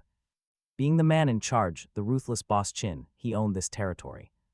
Since she had trespassed onto his land, she was now his prisoner, and he demanded to know why. He gave her just 3 seconds to answer before he would execute her on the spot. Standing over her with a grim face, he watched her beg him for mercy. Her voice was incredibly sultry, slowly raising her head to look up at him. Seductive charm brimmed in her eyes as she suddenly grabbed his leg. She pulled herself up, pressing her body against his, bringing them incredibly close. In that close embrace, he caught a whiff of a peculiar, intoxicating fragrance. It almost made him feel drowsy, but a sudden mental chill snapped him back to alertness. Right then, the blonde woman moved, suddenly reaching out to grab his throat. She was fast but still far slower than him. He caught her wrist and twisted it. He pinned her arm behind her back, slamming her against the truck, and spoke coldly. She was simply too green to match speeds with a metahuman like him. "What, you are a metahuman?" she gasped in shock, making him pause for a beat. Quickly regaining his composure, he could hear the absolute terror in her voice. Since she feared metahumans, he decided to bluff and confirm that he was one. He claimed his speed was triple that of a normal human, rendering her schemes useless. Demanding to know her origins, he gave her only 3 seconds to think. 3, he counted. She quickly begged the metahuman lord for mercy, stating her name. She was Scarlet, an agent from planet X314, which left him deep in thought. This woman was truly from another world, and he needed answers to survive. He needed to understand the current universe, so he lied to keep her talking. His lie claimed he was also from X314, but left long ago. Ordering her to explain what was happening there, he warned her not to lie. A single lie would mean death, but Scarlet playfully noted his grip was too tight. She complained he was hurting her, while that strange fragrance tried to seep in again. Snorting in annoyance, he tightened his grip, warning her to cut out the games. If she kept playing tricks, he would lose his patience, causing her to cry out softly. She promised to behave, calling him her master and begging him to let her go. Promising to reveal everything, her lithe body remained pinned beneath his hand. He felt a slight stir in his blood but quickly suppressed it, offering a final warning. This was her last chance. Releasing his grip, he watched Scarlet kneel down. She knelt obediently, calling him a noble metahuman and offering herself as his servant. He told her to cut the nonsense and speak, though her stunning beauty caught his attention. As she knelt there, he couldn't help but scan her tempting figure once again. He stared at the black rose on her spine, reminding himself she was a thorny rose. Seeing his willingness to spare her, she called him master and began her story. She explained that planet X314 had drastically become a wasteland. Powerful metahumans had taken over, becoming the absolute rulers of that dying world. They lived in ultimate luxury, while the ordinary people struggled day after day. While others suffered in the chaos, he coldly demanded to know why she came here. She explained that she was an agent from the state of San Antonio. Her mission was transporting prisoners to a space jail orbiting X314. But mid-flight, her ship malfunctioned and she woke up here. He stared her down. He asks if anyone else is aboard, and his sudden question makes her flinch. She hesitates for a second, then claims that she is all alone. Giving her an incredibly freezing stare, he warns that lying carries a massive price. She falters under his gaze, admitting there are 5 dead bodies inside. He demands to know who they are. Her submissive act is completely fake. She explains that the dead men were violent prisoners who staged a mutiny. They tried to assault her during the voyage, leaving her no choice. She had to kill them. During the wild struggle, she hit some buttons. The system went haywire, throwing the ship off course and right to him. Unzipping her jacket, she shows her bruised shoulder in a highly seductive tone. It is a clear attempt to charm him, but he has seen everything. His heart does not waver. "Stand up," he tells her coldly. As she rises, she immediately begins checking out her incredibly peaceful surroundings. She notes that this entire world looks remarkably intact and beautiful. How long has he been here? Things seem almost completely safe to her. There are only a few quiet zombies on the ground, she notes. Actually, those zombies are just playing dead on his orders. Talk about genius. This brilliant trick hides his real power in case she has backup. Never letting enemies see your trump cards is his absolute rule for survival. He asks if she honestly thinks a monster-infested planet is actually safe. She smiles, saying Planet X314 is a total nightmare world. Brutal metahumans rule that place, and the bloody slaughter never stops. Even their zombies are way stronger. Compared to that, this is paradise. Desperate refugees from other systems would do anything to get here. Her description confirms one massive detail. His world is only starting its apocalypse. Resources are still highly abundant, and the current threats are pretty manageable. This place is a safe haven if he can use Scarlet to recruit talent. He can bring over brilliant scientists from brutal worlds like hers. Turning these desperate geniuses into loyal workers for the great Qin group is key. He is exceptionally strong, but a true ruler cannot work completely alone. Every strong empire needs highly capable subordinates. Offering safety and food guarantees that these elite refugees will gladly serve him. But his current military forces are still way too weak for metahumans. His initial workers must be regular humans who are highly knowledgeable. They will be physically weak and much easier to fully control. As he analyzes his options, Scarlet suddenly asks about other survivors. He shoots back with a freezing question: is she digging for state secrets? The sheer terror in his voice completely shatters her confidence right away. She drops straight to her knees, begging for his forgiveness in panic. Apologizing, she claims she only wanted to learn about her future home. Standing like a supreme emperor with his hands back, he looks down coldly. He reminds her that as a slave, she must not ask unprompted questions. She presses her forehead to the dirt, trembling as she obeys. He then asks if the spacecraft is fully functional for flights. She confirms it works perfectly and can easily fly back to X314. The fuel was completely fine. She only ended up here because she lost the flight path. He ordered her to take him inside for a quick look. She hesitated briefly before leading him into the droplet-shaped ship. Inside, the cabin was a total mess. 5 men in deep blue uniforms lay dead on the floor, their faces twisted as if they died in absolute agony. Scarlet explained again that they were dangerous, mutant criminals, and she had used her martial arts to execute them. He casually asked if guarding 5 dangerous prisoners alone was really smart. She hesitated for a second before smiling, explaining that crime rates on X314 were incredibly high while agents were few. Resources were scarce, so her organization had no choice but to send her alone. He simply nodded, letting it slide. He walked through the cabin, scanning the internal structure with X-ray vision.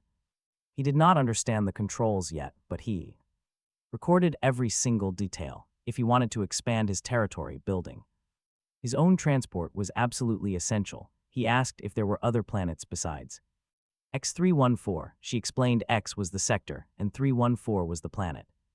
Number, she told him there were many similar planets in that sector, but most were ruins unfit for life. X314 was one of the few places where people could live, though it could not compare to here. Finally, he asked her if there were any high-level intellectuals or scientists among all the ordinary people of X314. He immediately began calculating his next move.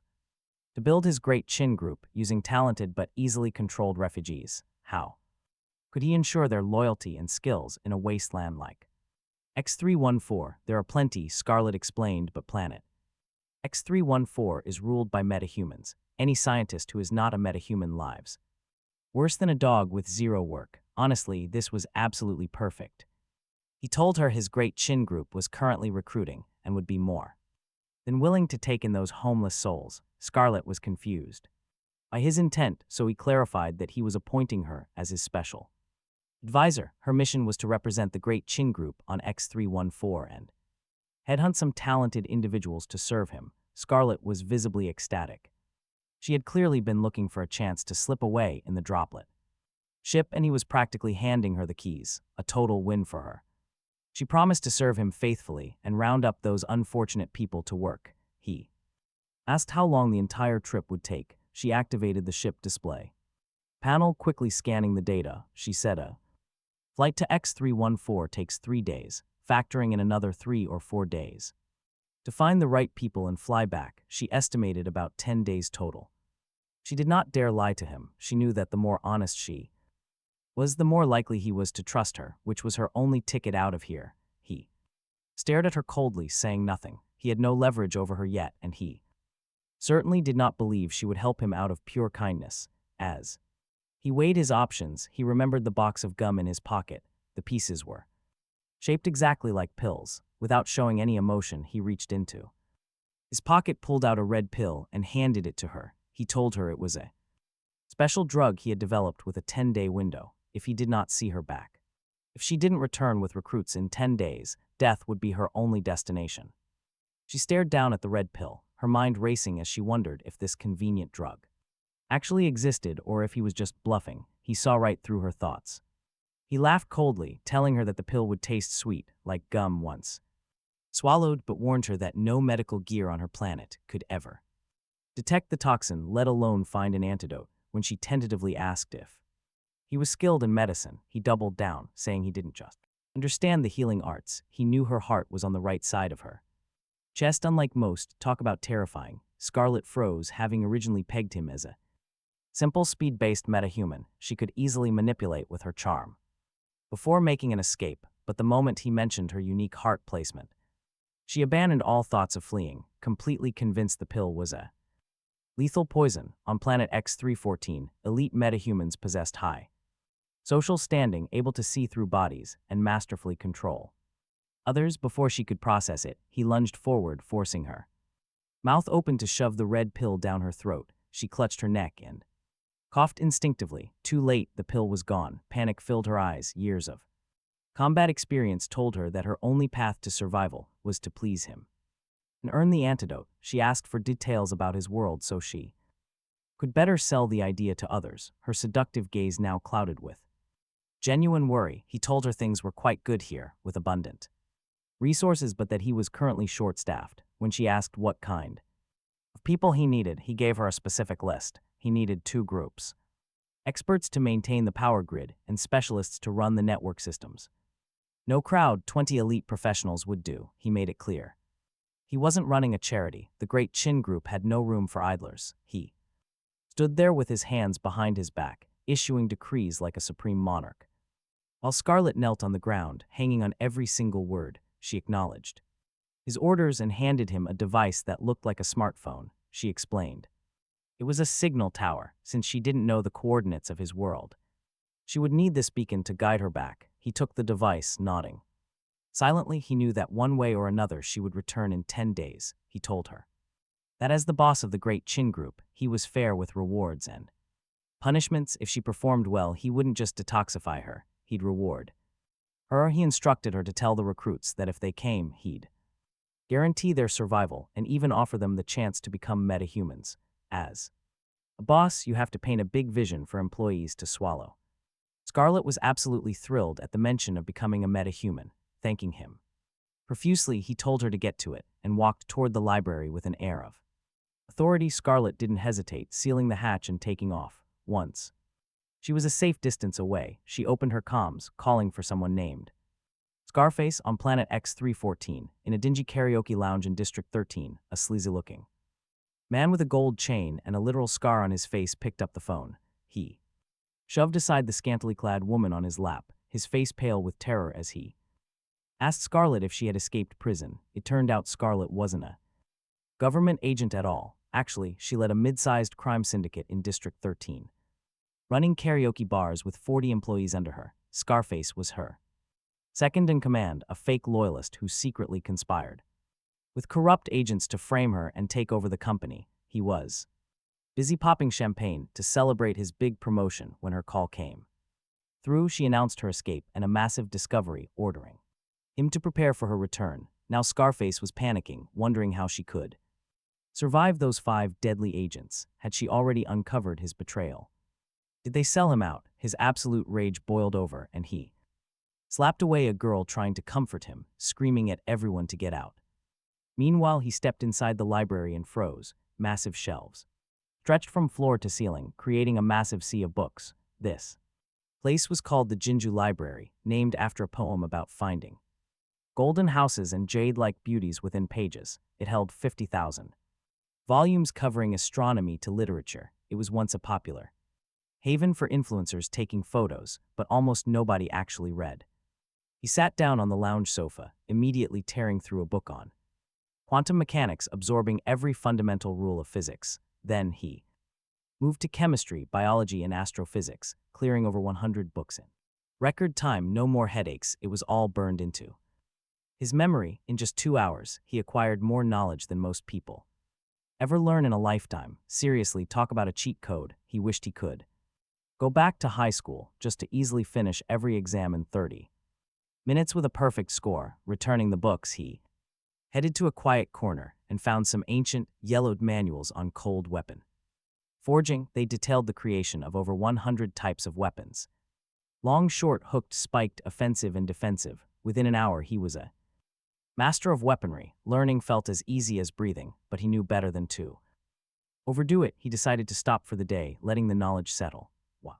Science and physics were important. His focus remained on solidifying his military power to crush any invaders. Tomorrow, he would start forging weapons and armor for his zombie army. With his plan set, he drove the Hummer back home with his 18 bodyguards. He was humming to himself, feeling absolutely incredible. It was not just the knowledge. His encounter with Scarlet meant the Great Qin Group had officially taken its first major step toward becoming a regional power. His name was about to echo through Sector X-314. He had a clearer understanding of the universe, now paving a smooth path for future expansion. He was in such a great mood that he practically danced to the front door, but when he pushed it open, a dark figure with messy hair stood right there in the shadows. He nearly jumped out of his skin. It was Su Hui, asking where he had been and why he looked so happy. He told her. She nearly gave him a heart attack, wondering why she was standing near the doorway instead of sleeping. She sniffed the air, her brow furrowed as she leaned in close to him. She claimed she smelled something strange and traced it directly to him. He sniffed his shirt, pretending to be confused, even though he knew exactly what it was, Scarlet's. Su Hui accused him of chasing women, claiming a female perfume never lies. Honestly, a woman's sense of smell is always sharper than a man's.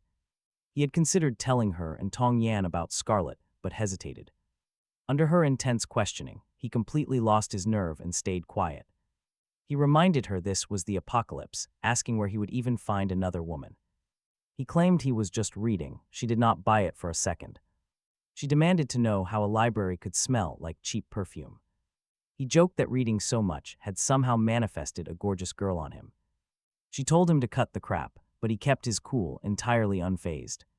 He decided to tell her the truth, or at least a safe version of it. He explained that he needed to learn blacksmithing to protect the zombies' weak spots. So he did some research at the library, which used to be quite famous. Years of heavy perfume from local streamers had completely soaked into the building. Spending hours in that closed space naturally left a strong scent on him. He spoke so convincingly that even he almost believed his own lie. She finally dropped the subject, but hesitated before asking him to her room. His mind raced. Can you blame him for getting his hopes up here? It seemed the legends were true. Reading really could lead to a beautiful girl. He teased her, asking if she finally had designs on him so late at night. Inviting him into her bedroom at this hour certainly seemed suspicious. He threw out the playful line with a smug smirk on his face. Su Hui did not miss a beat, telling him he could come or stay. As she spun around, her long silky hair softly grazed his cheek. Catching that heavenly scent, he watched her move with effortless grace. He could not help but marvel at how absolutely gorgeous she was. She truly felt like an angel trapped in this ruined, apocalyptic world. It was amazing how reading 100 books could change a man. Suddenly, even his inner thoughts felt incredibly poetic and deep. He was about to speak when her sharp voice snapped him back to reality. She threatened to lock him out forever if he did not hurry up. He quickly followed right behind her, stepping into a completely pitch-black room. Only thin ribbons of moonlight guided them as Su Hui moved tentatively. She kept a hand against the wall, terrified of losing her footing. But to him, the absolute darkness was completely irrelevant. His enhanced vision made the pitch-black night as clear as broad daylight. Suddenly, she misstepped. She began tilting backward, but he was far faster. He reached out with a firm arm, catching her against his chest. She protested lightly, but he stepped forward and swept her off her feet. Carrying her bridal style, he felt her thin, delicate silk nightgown. The feeling of her soft, warm skin against his was undeniable. He teasingly asked if his chest felt firm enough for her to lean on. The mood was simply too perfect not to indulge in a little flirting. She grumbled softly and gave him a playful thump, but felt completely safe. He carried her all the way over to the bed and set her down gently. Sitting on the edge, he asked what was so incredibly urgent. All this mystery, seeing his lingering gaze, she quickly pulls a cooling silk quilt over herself, clutching a pillow to her chest like a shield. It was a cute attempt at defense, but she has no clue his eyes can see right through it. She hesitates, admitting she feels completely useless compared to Sister Yan, who handles complex scientific research. She does not mind cooking, but she refuses to be just a housewife in this apocalypse. She wants to do something meaningful. No way she is idling like a salted fish in this villa. Qin drops the act and listens. He knows she is a striver with a strong moral compass and a drive to improve. That is exactly why he views her as his goddess. He asks how he can help, and she suggests becoming his assistant, since he is planning to forge helmets for the Zombie Legion. She wants to help with manual labor and stay by his side. She admits that despite living together, she had not realized he possesses such extraordinary abilities, and she wants to prove her own value. He smiles, officially declaring her the special assistant to Boss Qin of the Great Qin Group. A beautiful secretary is a standard requirement for any boss. And he finally feels like he is looking the part. She looks puzzled. Asking what this Great Qin Group is all about, Qin hesitates. The concept has only existed in his head until now. He believes you should not share dreams too early, lest you give people a chance to laugh. He wanted to wait for real results before telling the girls, but his excitement got the better of him. He decides to stop hiding it, laying out the entire plan for the Great Qin Group. He naturally leaves out any mention of Scarlet. The mood is too good to let anything spoil it. Su Hui is ecstatic. She tosses her pillow aside, sitting up and leaning toward him. She loves the plan, confessing she has always dreamed of opening the world's greatest yoga studio. She even mentions a fortune teller who told her she would find success by pairing up with a man of vision. She looks at him with pure admiration, as if he is that exact man. Qin feels a bit bashful at her praise, asking if she does not find his plan arrogant or ridiculous. She insists he is not being arrogant at all, seeing him as an all-powerful hero. In that moment, her expression shows total devotion. If every man wants to be a king, then women want a man who dares to try. Her lips slowly move closer to his, and he pulls her into his arms. Just as they are about to share the moment, a voice drifts into the room. Tongyan walks in, asking if she is interrupting something, wearing an oversized t-shirt as a nightgown, her bare feet padding softly on the floor. Su Hui shrieks in embarrassment, diving under the covers to hide. Qin feels talk about awful timing. Getting interrupted right at the climax is a special kind of torture, but seeing Tong Yan's furrowed brow, he realizes she has something heavy on her mind. She admits weakly that she is afraid of the dark and cannot sleep alone. Qin jokes that they can all sleep together, hoping for a pleasant surprise, but she shuts that down immediately, claiming she is afraid of men too. She climbs right onto the bed and pushes him toward the Tang Yan demands he get out so she can sleep with Su Hui. He protests, arguing that he was actually there first, but she just pulls Su Hui close to her chest and claims she feels safe here. Watching her play the spoiled younger sister, Chen realizes she is nothing like the nearly 40-year-old woman she actually is. She looks more like a fragile kitten. Tang Yan then starts listing tomorrow's schedule, telling him he needs to find a generator in some hotel or warehouse. Her research gear desperately needs electricity to start new experiments early. Without another word, she tucks her head under the quilt and falls fast asleep next to Su Hui. Chen looks over, but Su Hui only whispers for him to keep quiet and go back to his room. Women are truly cruel. He sighs and leaves the room. Walking back to his own bed, he feels completely dejected, lying there to ponder the wild events of the day until he finally drifts off. By the time he wakes, the sun is just peeking through the curtains. He is relieved to find himself far from his old, cramped rental room. This luxury is real. Chen washes up and drives to a nearby supermarket, bringing a few loyal zombies along. He finds 3 portable diesel generators in the warehouse and easily loads them up. After a quick stop at a gas station to fill several fuel barrels, he returns to the villa and starts the installation. Sitting by the window with a glass of red wine, he controls his zombie puppets to do all the heavy lifting.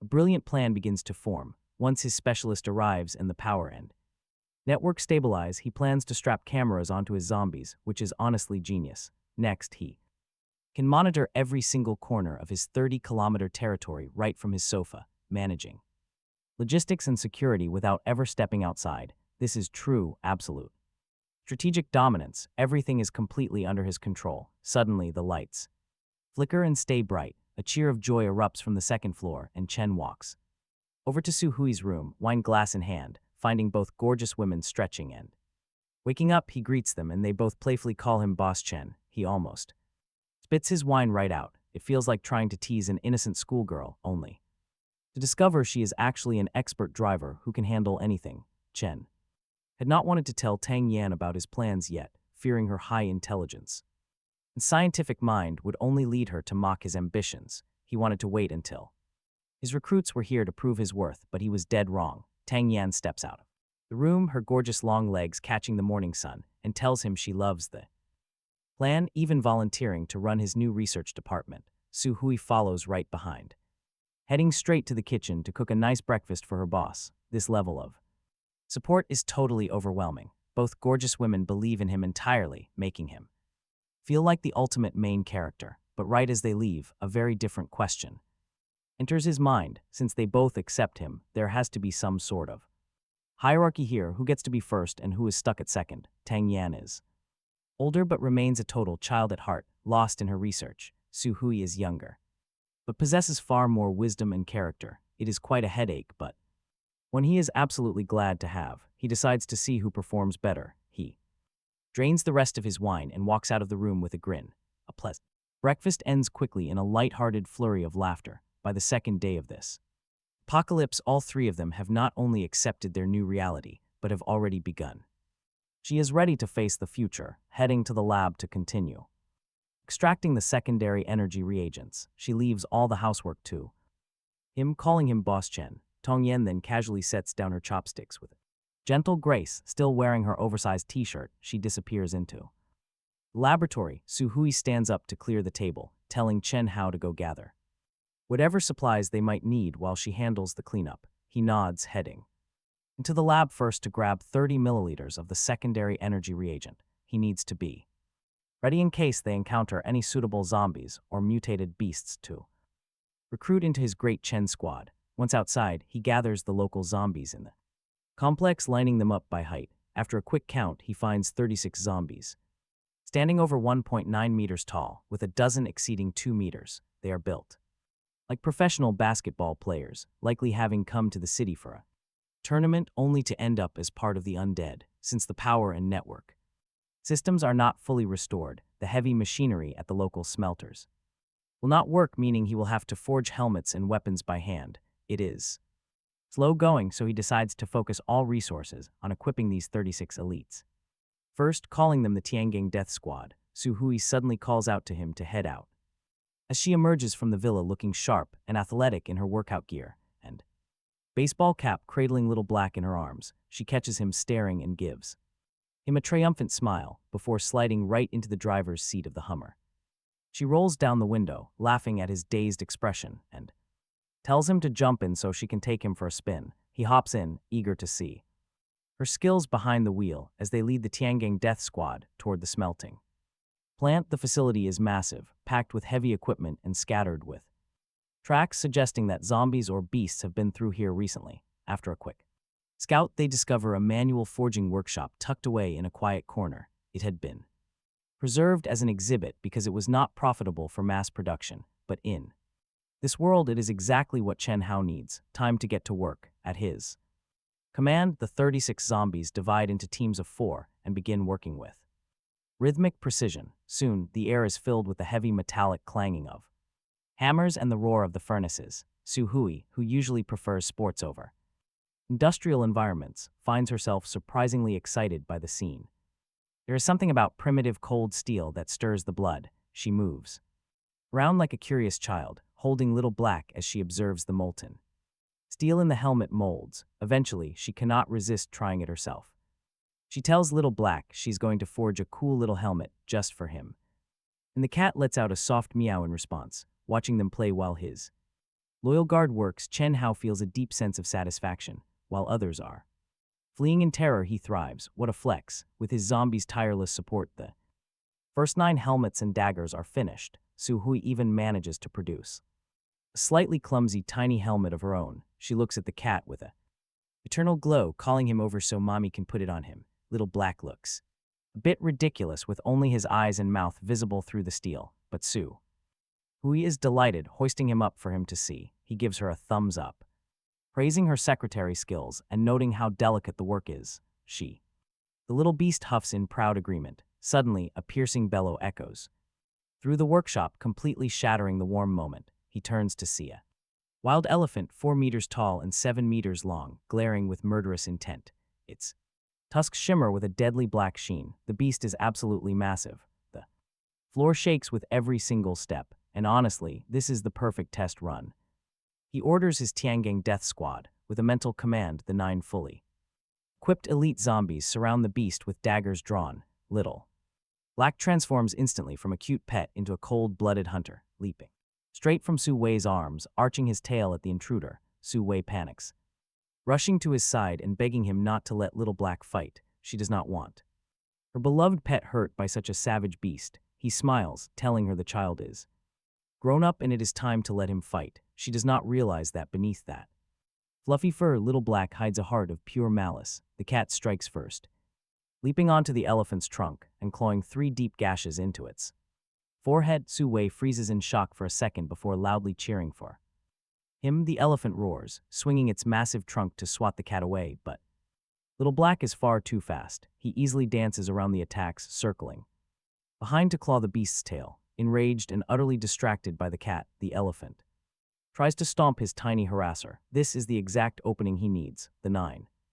zombies leap at once, driving their daggers deep into the elephant's thick hide. Realizing it is completely outmatched, the elephant tries to bolt for the exit. But he is not letting it go. He orders 8 zombies to block its path while signaling the 9th to step up and grab a syringe filled with the reagent.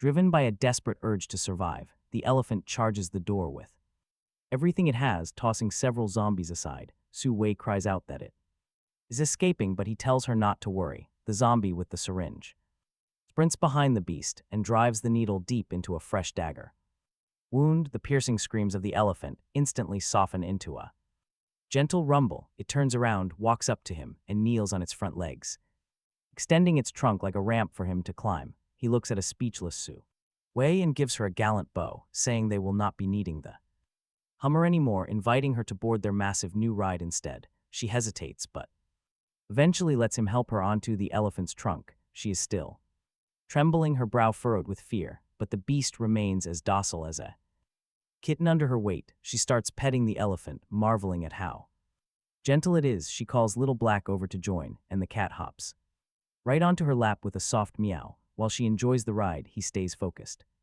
Elephants are social creatures. If one is here, others are nearby, along with potentially larger predators. He hurries the zombies to finish the remaining 27 sets of gear. While elephants have pure power, they lack speed to handle faster predators like tigers or leopards. They need something different. He pulls 9 zombies aside to begin forging high tensile steel wire nets. As the second set of gear and the nets near completion, a new challenger enters the shop. A massive male lion, 2 meters tall and 4 meters long, steps in with a bloody maw and a bristling mane. Unlike the elephant, this lion is built for pure speed and aggression, a true king of beasts. He immediately ordered the elephant to carry Su Hui and Little Black to safety. Then he sent 9 fully armored zombies to surround the lion. The predator did not wait. It lunged and tore the arm clean off one of the zombies. He stayed calm, sending another 9 into the fray. Then he noticed something strange. Look at the zombie's blood. It was not dark red, but bright red with a tint of orange. More shockingly, a new arm was already beginning to sprout from the wound. These zombies were mutating.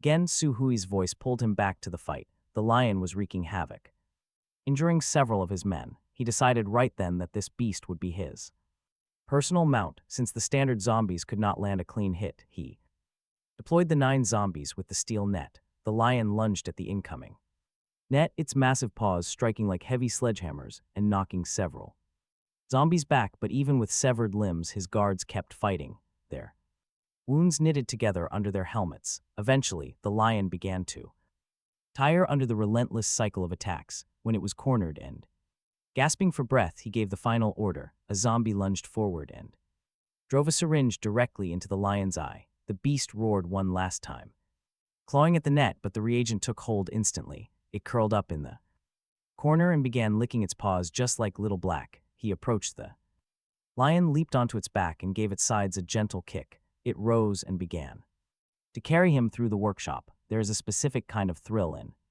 conquering the king of beasts. It satisfied a deep primal urge for dominance, fine wine, a fast lion, and a beautiful woman. That was the life. He pulled Su Hui from the elephant onto the lion's back, wrapping an arm around her waist as they surveyed the workshop together. It felt like an emperor touring his domain with his empress. Su Hui looked at him, her face flushed, wondering why he suddenly radiated such a kingly aura. He told her the lion suited him, so the elephant was hers. She laughed and suggested giving the elephant to Tong Yan instead, since it was gentle and the doctor would likely appreciate that. They finished the gear and rode the lion back to the villa. At the moment he stepped into the lab, Tong Yan rushed toward him holding a test tube of red blood with an expression of pure, unbridled excitement.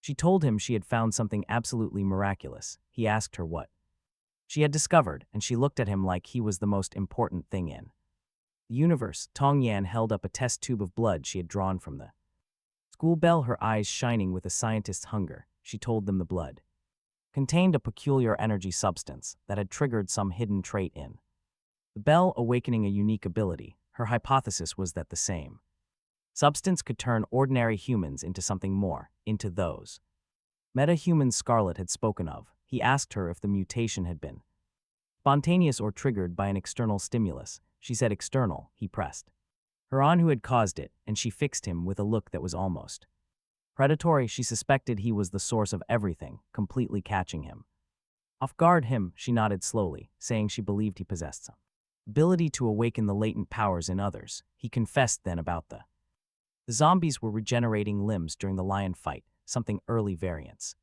couldn't do. Tong Yan listened intently before declaring that the prime energy stone in Qin Hao's body and the secondary stones in his zombies must be linked in some mysterious way. Tong Yan had assumed leaders only transmit commands to subordinates, but it seemed they transmitted energy as well. Su Hui, looking lost as always when the science talk got dense, asked Tong Yan to explain it more plainly. Picture Qin Hao as a dairy cow, Tong Yan suggested. The zombies carrying secondary stones are the calves drinking his milk to grow. He gave her a flat stare, asking if she could pick another metaphor. Tong Yan agreed. Picture Qin Hao as a boss. As his employees follow his orders, they are quietly drawing energy from him as wages. The metaphor was perfect, and Su Hui's eyes lit up with realization. So he had been nourishing the entire horde. This whole time, Qin Hao asked the question that mattered most to him: would his own energy diminish? Tong Yan, true to form, gave the brutally honest answer first.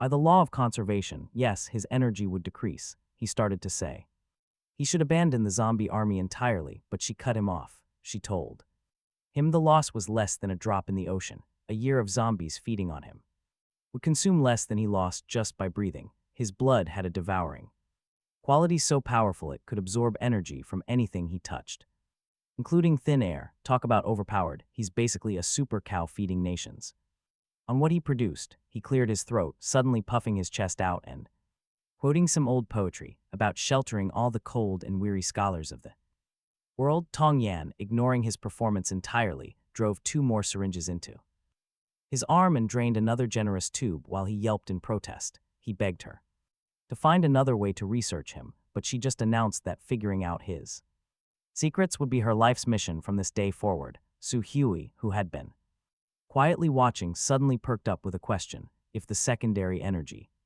reagent was injected into a normal human, would that human be able to absorb his energy too? Tong Yan's eyes lit up. She declared it an excellent research question and called Su Hui over with a syringe full of blue liquid. He tried to slip out of the room, but Su Hui yanked him back by his collar, telling him to be serious. Tong Yan informed Su Hui that since the 3 of them were the only living humans left, Su Hui would have to be the test subject. She asked if Su Hui was willing to make the sacrifice for the betterment of humanity. Yes, she would do it, Su Hui said, sticking out her arm without hesitation. She had been hooked the moment Tong Yan suggested he could turn ordinary people into something more. Su Hui had ambition. Even as his secretary, she refused to fall too far behind him. The risk didn't matter. Wait, he objected. He had not agreed to this. Did the calves ask the cow's permission? Tong Yan shot back. He shut up. The two of them complimented each other like heroes, preparing for war, calling each other future legends of human history. Watching them milk him without a thought for his feelings, gushing over each other's brilliance, he wondered if their bond had only deepened during this. Was he just a third wheel here? Tong Yan slowly pushed the plunger, sending 1 milliliter of the reagent into Su Hui. She asked if Su Hui felt anything. At first, nothing, then suddenly there it was. Tong Yan asked excitedly if Qin Hao was controlling her movements. Su Hui flushed, denying it, saying she could not be controlled, though she was receiving the messages Qin Hao projected. When Tong Yan asked what kind of messages, Su Hui scolded him, calling his thoughts predator words. Broadcast out in broad daylight, he had been silently testing the link with some flirtatious thoughts, and they came through loud and clear on her end. Then Su Hui's eyes widened as she felt the change. Qin Hao watched Su Hui's body begin to ripple and stretch like rubber. Every part of her could expand or contract at will, 10 times its original length. Her speed and strength multiplied tenfold, her skin turning impossibly soft and supple, as if someone could squeeze water out with a single touch. No yoga master in the world could ever match that flexibility. The thought of holding something so soft drove Qin Hao crazy. He lost all composure and reached out to touch her. The instant his hands moved, Su Hui shrank to 1/10 of her size, slipping right between his legs and reappearing behind him at full height with a wicked grin, daring Qin Hao to bully her now that she had powers of her own. He had taught the employee and starved the boss. He had been imagining all sorts of fun with that elastic, water-soft skin, but now he could not even get close. The treat sat right in front of him, but he could not take a bite. Playing it cool, he told her she should not drink milk without feeding the cow some grass. She just hummed a playful tune about being a milk-drinking expert, growing big and small while dancing around the lab like a child, ignoring him completely. Qin Hao crept over to Tong Yan, whispering a desperate plea for help on how to control Su Hui. Tong Yan explained that the prime and the secondary share fates, meaning when he dies, her power disappears. Only then would he have total control over her. That was not helpful at all. Worse, Tong Yan now held her own syringe of blue liquid. Catching the light, he panicked, begging her not to inject herself since she was the only expert they had. The world needed her knowledge, and she shouldn't risk her life. In reality, Qin Hao was silently begging Sister Yan to stay normal. If she turned into a rubber woman and ran off with Su Hui, leaving him behind, what would happen? To him, what about the future of humanity? They could not be that selfish. Tong Yan told him not to worry, she would not. He exhaled in relief, asking if she had any doubts. Then she slid the needle in before he could stop her. His heart sank. Tong Yan announced she was waiting for the blue serum to take effect. Because of her weaker constitution, she mentioned it might take a bit longer. Qin Hao crouched in the corner, muttering a desperate prayer for her. He begged whatever gods were listening not to let her become a rubber woman. When the mutation finally kicked in, Tong Yan's pupils dilated as she felt it coming. Qin Hao looked up, his jaw dropping, as he realized what ability she just unlocked. It was the dream power he had wanted his whole life. A voice introduced herself as Tong Yan, met by another identical voice introducing herself the exact same way. Two identical women with the same face, outfit, and voice stood exchanging polite greetings. He circled the pair, searching desperately for any minor difference between them. They were not just lookalikes, they were literally carved from the exact same mold. Completely identical, he lined in, asking very carefully if she could make a third. She didn't think so, at least for now. Just one clone with her speed and strength completely unchanged. One. The tension drained right out of him, replaced by a wild flood of one. Mental images, two flawless, identical beauties in his arms at the exact same time. The one thought was almost too beautiful to ignore. Tong Yan called it absolutely wonderful. One. Explaining that she now had an extra pair of hands for experiments, plus someone to sleep with one at night so she wouldn't be afraid anymore. Hearing this, he spat out his mouthful of one. Water, sleeping with herself. What kind of terrifying concept was that? He was one. Breaking down hard, his dream of a peaceful domestic life just got upgraded to one. Nightmare difficulty, but after taking a few deep breaths he rallied. One, the challenge was tougher, but the reward was now 10,000 times sweeter. no mountain was too high to climb, and as a man destined to lead, he would plant his flag on both peaks for humanity's sake. Meanwhile, on planet X3141, Scarface drove all alone into District 18, the most chaotic and lawless zone on the planet, a massive dumping ground for criminals, way too dangerous for the rest of society. Scarface and Black Rose had actually been District 18 agents themselves back then. Back then he was just her subordinate, harboring a deep, secret love for her. The nasty scar across his face was earned by taking a heavy blow meant for her. Then the metahumans took over and District 18 became exile territory. Their old colleagues started dying off just to maintain order, so Scarface and Black Rose abandoned the agent life, clawing their way to a fresh start in the stable District 13.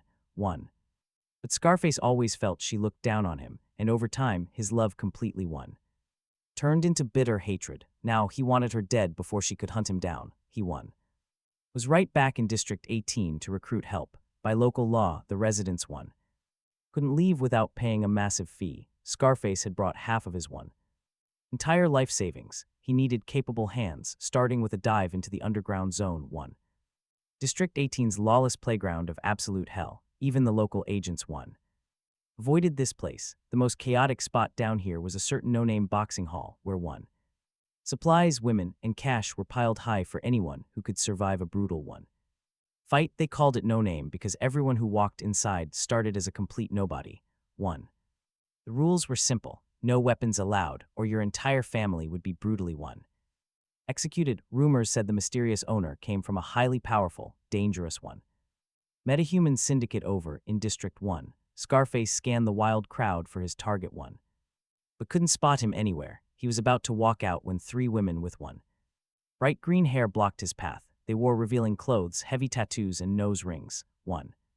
These notorious green-haired sisters were infamous for using their looks to manipulate strong fighters into doing whatever they wanted. When one grabbed his waist, he violently shoved her several meters backward. Instantly, the sisters wailed dramatically for help. A massive 2-meter thug stepped between them and Scarface, acting friendly while warning him not to touch women. This giant had already won 20 matches in the hall and was a major supporter of the sisters. He told Scarface to kneel down and beg for his life. Before he finished speaking, Scarface leaped forward, driving his knee straight into the man's jaw, and slammed both fists into his temples. The giant crumpled instantly. Scarface kept stomping, grinding his face right into the dirt. Absolutely nobody in the hall stepped in. This kind of casual violence happened every single day here. Now terrified, the green-haired sisters dropped their tough act, falling straight to the floor to beg him for mercy. He raised his fist for one last blow when a voice called out behind him.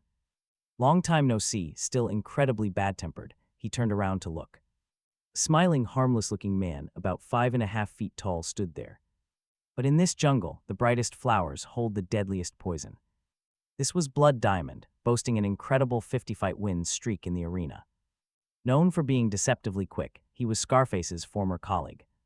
He chose to remain in District 18 because he absolutely loved blood. The more chaotic, the better. Plus, he owed Scarface a major favor. He once promised to kill anyone for him, no questions asked. Scarface gestured to leave, driving toward the wild, forested outskirts. This dangerous territory was crawling with massive, savage beasts that ruled the woods. As they drove, Blood Diamond gently probed if he truly wanted Scarlet dead. He discussed murder like casual laundry, but curiosity was driving him.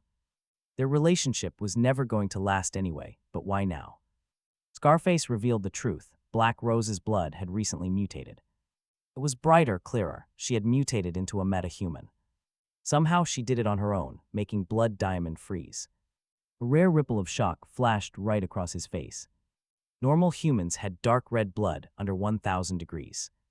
Metahumans had blood that brightened to orange and white. Their energy easily surged past 1,000 degrees. Black Rose was only just barely over that 1,000 mark. Her power was mysterious, not just simple speed or strength. Blood Diamond wanted answers, since spontaneous awakenings are unheard of. Most metahumans are born with it or pay massive fortunes for treatments. Nobody just awakens alone, leaving him completely fascinated by her. As a combat obsessive, studying her unique metahuman ability was irresistible. He happily took the hit job, absolutely free of charge. Still, Scarface wanted backup, driving deeper to recruit Dragon Bone next. The top fugitive in the district, he had scarred Scarface years ago. He was old, perverted, and famously cruel toward women. 7 years ago, Black Rose caught him with a honey trap. She actually took his manhood as ultimate punishment. Talk about brutal. He escaped prison soon after, vanishing deep into the wild forest. After years of intense training, he awakened with absolute precision. He could kill with daggers from 2,000 meters away by sight. Every single day was spent preparing his bloody, ultimate revenge. When the two men stepped into his woods, a giant python rose. Dragon Bone's chilling voice cackled down from high in the trees. He accused them of trespassing on his deadly forest territory. Scarface quickly replied that they only came to destroy the woman who ruined him. Dragon Bone's wild laughter rolled through the entire tree canopy. He had trained for this exact day, gladly joining their hunt. Back at the villa, Tong Yan lost himself in days of non-stop lab work. He extracted reagents and studied mutations, completely forgetting to eat. Su Hui threw herself into intense combat training after taking down her 1,000th zombie. She still was not satisfied. She wanted to spar. But how could a subordinate carrying a secondary energy stone defeat a leader? Who held the prime? Tong Yan had a tracking system locked onto her at all times. He could predict her every move. She could not touch him.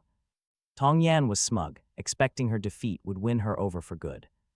But he miscalculated. Losing only made her more determined, so she killed 3,000 more zombies to refine her technique. He sighed at his stupidity and decided he would gracefully throw their next match when she challenged him. Again, he let her land a crisp palm strike. It sent him sprawling. He lay on the ground, clutching his chest, crying out that she was too strong. She grinned in triumph and crouched to help him up, claiming to be the world's #1 war goddess. Then she saw his face, that dazed, blissful look as he nuzzled right against her side, and realized she had been played. Calling him a liar with no blood, she ordered him to catch 5,000 more zombies. He groaned, but a plan was already forming in his head. That night he snuck out to watch action movies, memorizing 365 different expressions for a moment of crushing defeat. After hours of intense practice, he distilled the perfect way to play a believable loser into 4 steps. Step 1, deliver a line as you fall, but keep it short for realism. Step 2, cough up blood, but only as a fine spray, no buckets. Step 3, let tears well in your eyes as the victor approaches, but don't actually let them fall. Step 4, prop yourself up on one trembling arm as if making a final stand, then collapse the very second the opponent reaches you. During their next sparring session, he nailed all 4 marks like an actor. Su Hui totally fell for it. She gathered him into her arms tenderly, gloating that with Tong Yan's brains and her own martial prowess, they had the finest treasures in the world. While she taunted him, her slender finger traced lazy patterns on his chest. His mouth went dry, and every instinct screamed at him to respond, but he caught himself just as his eyes closed. Last time he had ruined the act with one twitch, so he forced his expression back into bitter, anguished defeat. After a minute of teasing, she pulled back, satisfied that he was truly suffering, scooping him up in a princess carry as her reward.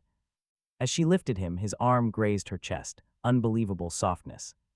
This sent 2 warm streams trickling from his nose, and a blissful smile spread across his face. Busted. She grinned. Caught you. Women were basically detectives, and honestly, he never stood a chance. Meanwhile, far away, Scarlet landed her water droplet ship in an abandoned factory in District 13, quietly messaging Scarface. He sent back an immediate reply, then arranged Blood Diamond in the side room and Dragon Bone directly opposite, with daggers ready for a long-range strike. He swapped the venue staff for assassins brought from District 18. By the time Scarlet pushed the door open, the trap was set. He greeted her with fake joy, asking who rescued her and what happened to her 5 escort agents. She brushed it off, claiming those agents got too touchy, so she killed them all. Scarface instantly understood the message. Her allure ability had grown even stronger as she leveled a sharp gaze right at him. Peering over a cocktail glass, she claimed she had a massive discovery, but first, a question. Before she revealed anything, she wanted to know, would he ever betray her? Scarface felt his blood run cold. Despite his violent nature, he always wilted around her. He felt like he lived in her shadow, so he forced a quick, uneasy smile. He asked why she would even doubt him. When had he ever betrayed her? But meanwhile he was secretly typing a message, telling Blood Diamond and Dragon Bone to launch the strike. She did not notice. She told him she had stumbled onto something incredible. Something that could make them wealthier than entire nations, meaning she did not suspect a thing. Relieved, he deleted the attack order and hid his phone as Scarlet began describing the details. She found a paradise world with untouched resources and intact infrastructure. Only weak zombies and beasts roamed the area, meaning they could rule it together. Scarface decided to test her, asking how such a place could possibly exist. Especially in a sector that was nothing but a barren wasteland, she admitted there was a metahuman present, but only a newly awakened weakling with dark red blood who was easily handled. He pressed further. Any real paradise would surely have been claimed by now. Specifically a top-tier metahuman with white blood, the absolute strongest class of beings. They had energy levels around 4,000. Honestly, they are basically myths in the X sector. Even the Lord of Sector X314 only possessed a rating of 3,700. His blood was mixed, and he had been stuck at that level for 2 centuries. Scarlet explained that it was not a planet, but a hidden temporal remnant. It was completely off the maps. Parallel world collisions create these unique pockets. They are totally undetectable, even to the absolute strongest metahumans. Some turn into nightmare zones, while others become rich paradises ripe for the taking. Scarface started to buy her story, though she kept the crucial details to herself. She hid the existence of Qin Hao and said nothing about her own poison capsule. She wanted total control over the information, keeping him completely in the dark. Playing the part of a loyal subordinate, Scarface agreed to the plan and secretly messaged Blood Diamond and Dragon Bone, telling them to hold off on the attack. For now, they would wait. He immediately set out to recruit more men and weapons. With preparations underway, he finally briefed Blood Diamond and Dragon Bone on the situation. Blood Diamond had studied these remnants and knew they held incredible value.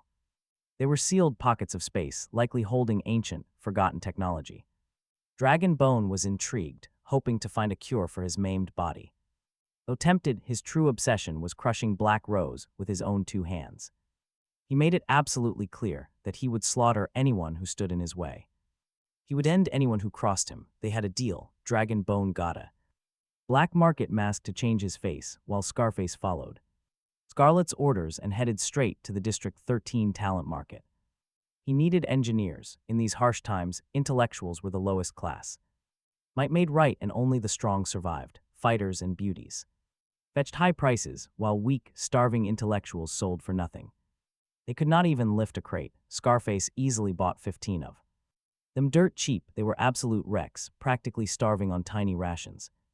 Among these prisoners was a thin, bespectacled man named Gao Yuan, who had once former CEOs, famous household names, and motivational speakers, but times had changed. Yesterday's celebrities were now slaves. Gao Yuan asked Scarface, while literally trembling, if he could get just 2 meals a day, simple steamed buns would be enough. Scarface, looking down with pure disdain, promised him 3 meals were guaranteed if he worked hard. Gao Yuan almost wept with joy. The men behind him immediately dropped to their knees in gratitude. Back at the KTV, Scarlet inspected them carefully. She recognized Gao Yuan from old broadcasts. Once famous educator, he had inspired an entire generation of young entrepreneurs. She politely asked how long it would take him to repair the entire city's power grid and network. Gao Yuan pushed up his thick glasses with the confidence of his glory days. Just 1 day, if the basic infrastructure remained intact.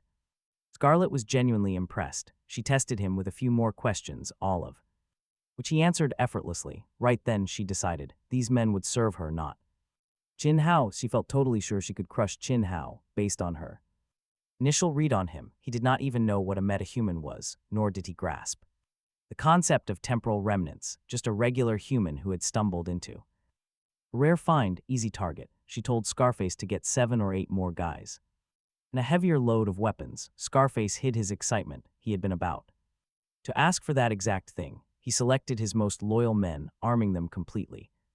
And they all climbed onto the water droplet ship. In this lawless wasteland, whoever held the ultimate firepower ruled everything. Once he had the weapons, he could eliminate factions like Black Rose, Blood Diamond, and Dragon Bone to become the absolute king.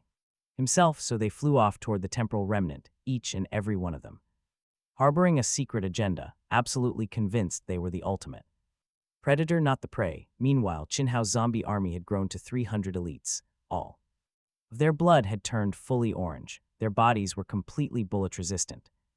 Terrifying speed, most upgrades only boosted raw stats like strength, defense and speed, but the school bell was different, her power lay in her hair.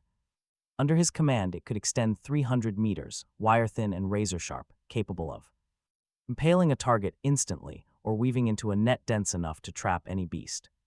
Even better, she had no resistance and executed every single one of his orders.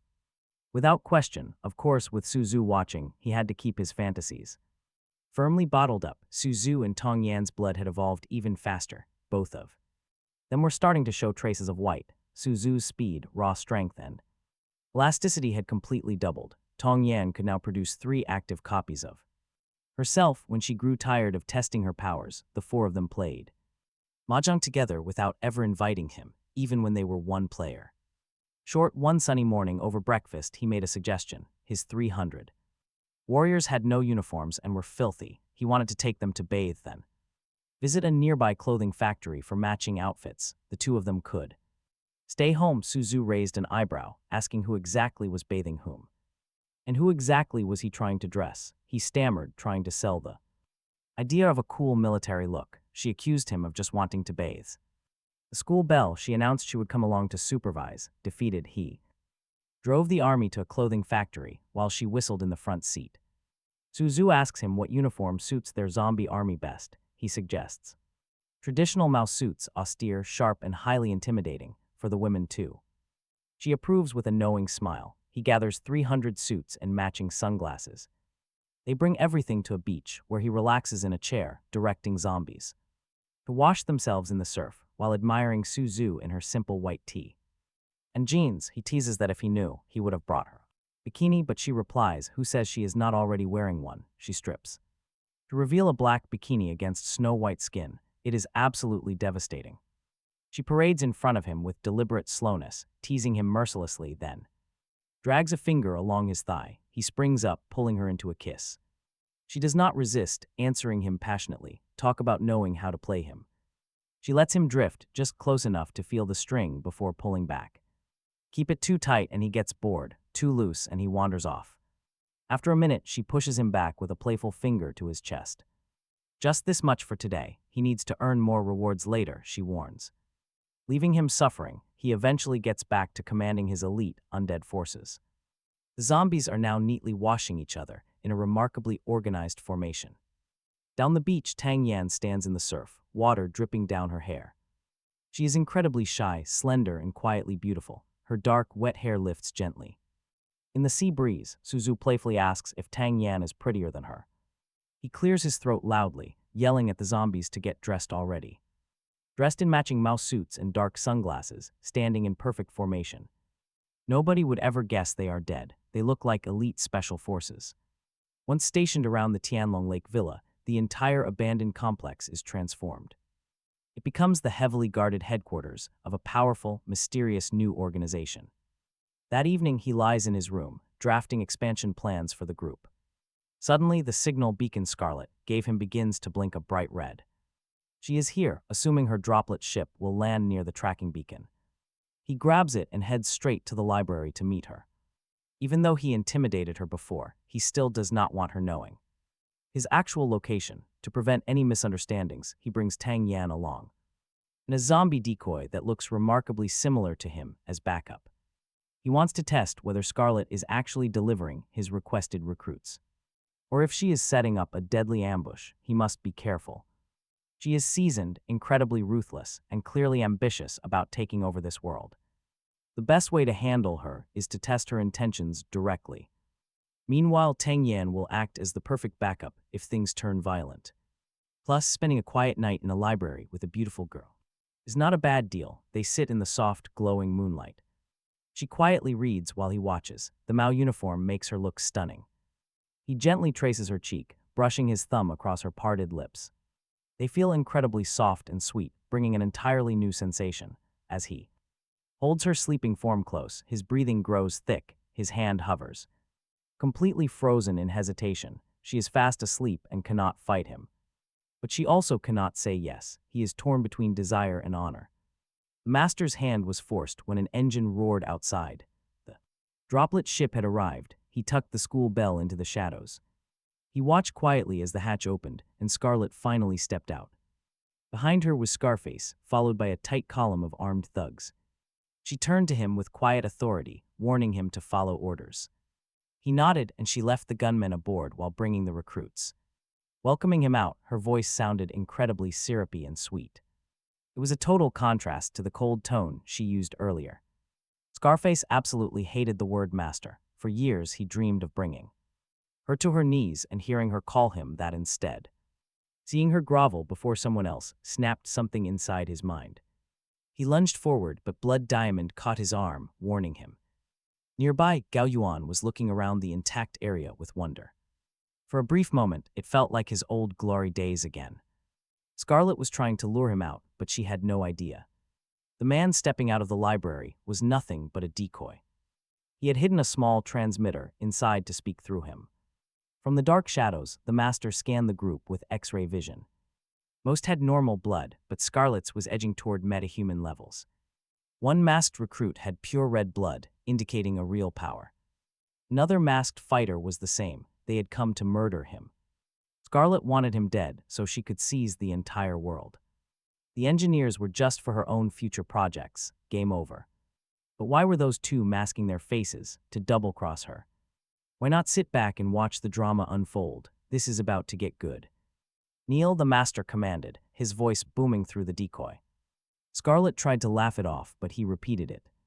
Scarface lost all patience and lunged at the decoy with a black blade. The decoy fled toward Scarlet, forcing her to reveal her hand. The decoy had more than enough power to flatten them all. Scarface, encouraged by this weakness, completely exposed their whole ambush. He yelled for Blood Diamond and Dragon Bone to attack together. Blood Diamond cursed, hating that he had to show himself so early. He threw a massive strike that sent the decoy flying back. Scarface followed up with a brutal barrage of punches to the chest.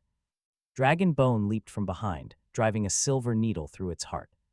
The decoy twitched and fell completely still. They thought they won. Pathetic, Scarface gloated, looking down at the useless decoy. He then turned towards Scarlet, his eyes filled with pure, cold murder. Scarlet looked at the masked fighters, and the truth clicked. Her arrest and her capture had been set up by Scarface. Of all people to betray her, she whispered, it had to be him. Scarface snapped back, claiming he never owed her anything at all. She would rather grovel for other men than respect him. He pointed at his scar, reminding her that he saved her once. Dragon Bone would have made her his slave, but how did she repay him? By calling another man master. He had been madly in love, and that brutal rejection had eaten him alive year after year, slowly turning his love into a destructive rage. Blood Diamond approached Scarlet with deep curiosity rather than outright hostility, asking about her ability, admitting he did not really want to kill her because he was too interested. She unleashed her seductive aura fully on him, and his face immediately softened. He noted her power seemed to directly interfere with the mind, feeling as if every cell in his body was being gently caressed by a tender hand. Sometimes like a mother, sometimes a lover, always pulling him down toward deep sleep. Scarface could not take it anymore and charged right at her with his dagger. Scarlet did not even flinch. Blood Diamond stepped in and shattered the air with a single heavy punch to Scarface's chest. The man spat blood and staggered back, watching the show from inside the library. The master almost applauded. Talk about a front row seat to absolute chaos. Scarlet's ability was incredibly insidious, a low-level pheromonal influence that worked best on aggressive, hyper-focused men, the harder someone tried to dominate her. Poor Scarface had served as her loyal, obedient pet for years without ever realizing he was being manipulated. Now he was about to die at her quiet command. The master knew that an ambitious woman was easier to control. He gripped the school bell a bit tighter and kept watching. Scarface, now half dead, screamed at Dragon Bone to act. Dragon Bone moved with his legendary speed, instantly throwing a fistful of sharp silver needles directly into Scarface's heart. Scarface's mouth fell open in shock, betrayed again as Scarlet mocked his foolishness. She said coldly that she never respected him, saying that to survive in chaos, you Must use your head, not your feelings. Enraged, Scarface roared a final command to his own gunmen, screaming to open fire and kill them all. His thugs poured from the ship in it. Lined, the gun barrels swung, but they did not aim at Blood Diamond, Dragon Bone, or Scarlet. Instead, they aimed directly at Scarface. They had been hers all along. He was riddled. In seconds, his body torn apart. His final expression was pure disbelief. He really had thought they were loyal to him. Scarlet quietly wondered why so few men had actual brains as she watched his lifeless body. There was a faint hint of regret in her voice. Scarface had been deeply devoted, bleeding for her many times, but devotion alone did not earn her interest. In this broken world, one did not blame others for betraying them. Instead, you blamed yourself for not being strong enough to make betrayal entirely pointless. The 15 recruits who had watched the entire horror unfold began edging towards Scarlet out of survival instinct. They had learned in the wasteland to quickly align with whoever was clearly the strongest survivor. She ordered Blood Diamond to burn Scarface's body. Then she crouched beside the decoy and began searching it, looking for the antidote to the master's poison capsule. She was certain he would have brought one, because if she still had value to him, he would not kill her. She searched the decoy methodically, but when she touched the chest, a cold hand suddenly clamped over hers. Jumping backward, she watched as the decoy stood up, applauded slowly, and laughed, praising what he called a beautifully staged dogfight. With just a little prodding from him, every single one of them had shown their true face. The decoy stood with hands clasped behind its back, looking down on them like an emperor on a colony of ants. Scarlet quickly called him master, claiming she knew he was not dead. She drops instantly to her knees, moving with the agility of someone who survived 10 regime changes. Kneel properly and be a good dog, she is told, then she will get the antidote. He has his decoy ask coldly if she thinks she can stand against orange tear blood. That phrase freezes her. She had assumed he knew absolutely nothing about metahumans or the blood color hierarchy. She thought she was playing him.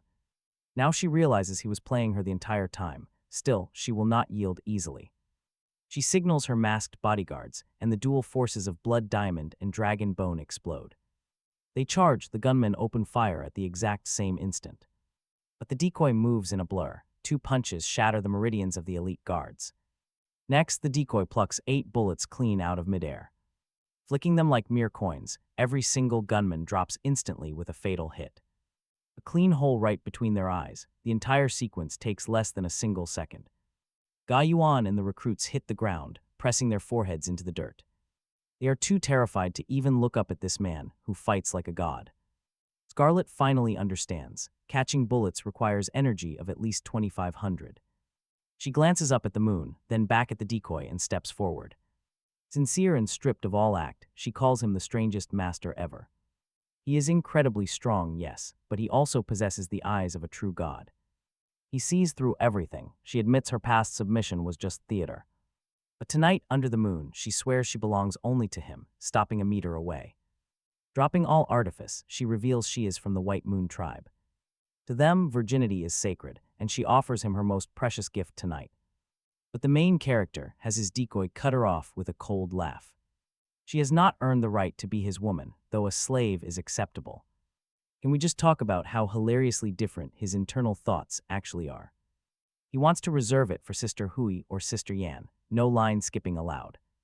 He glances at the school bell in his lap, thinking she will get her turn too. Once he figures out how to cure her zombie state, she will be next. But his inner agonizing goes on, wondering if Sister Hui is the best choice. She is the closest, the most attentive and perfect in every single way. They have months of foundation, yet Sister Yan is also incredible. Even if she acts like he is just a lab rat, she relies on him.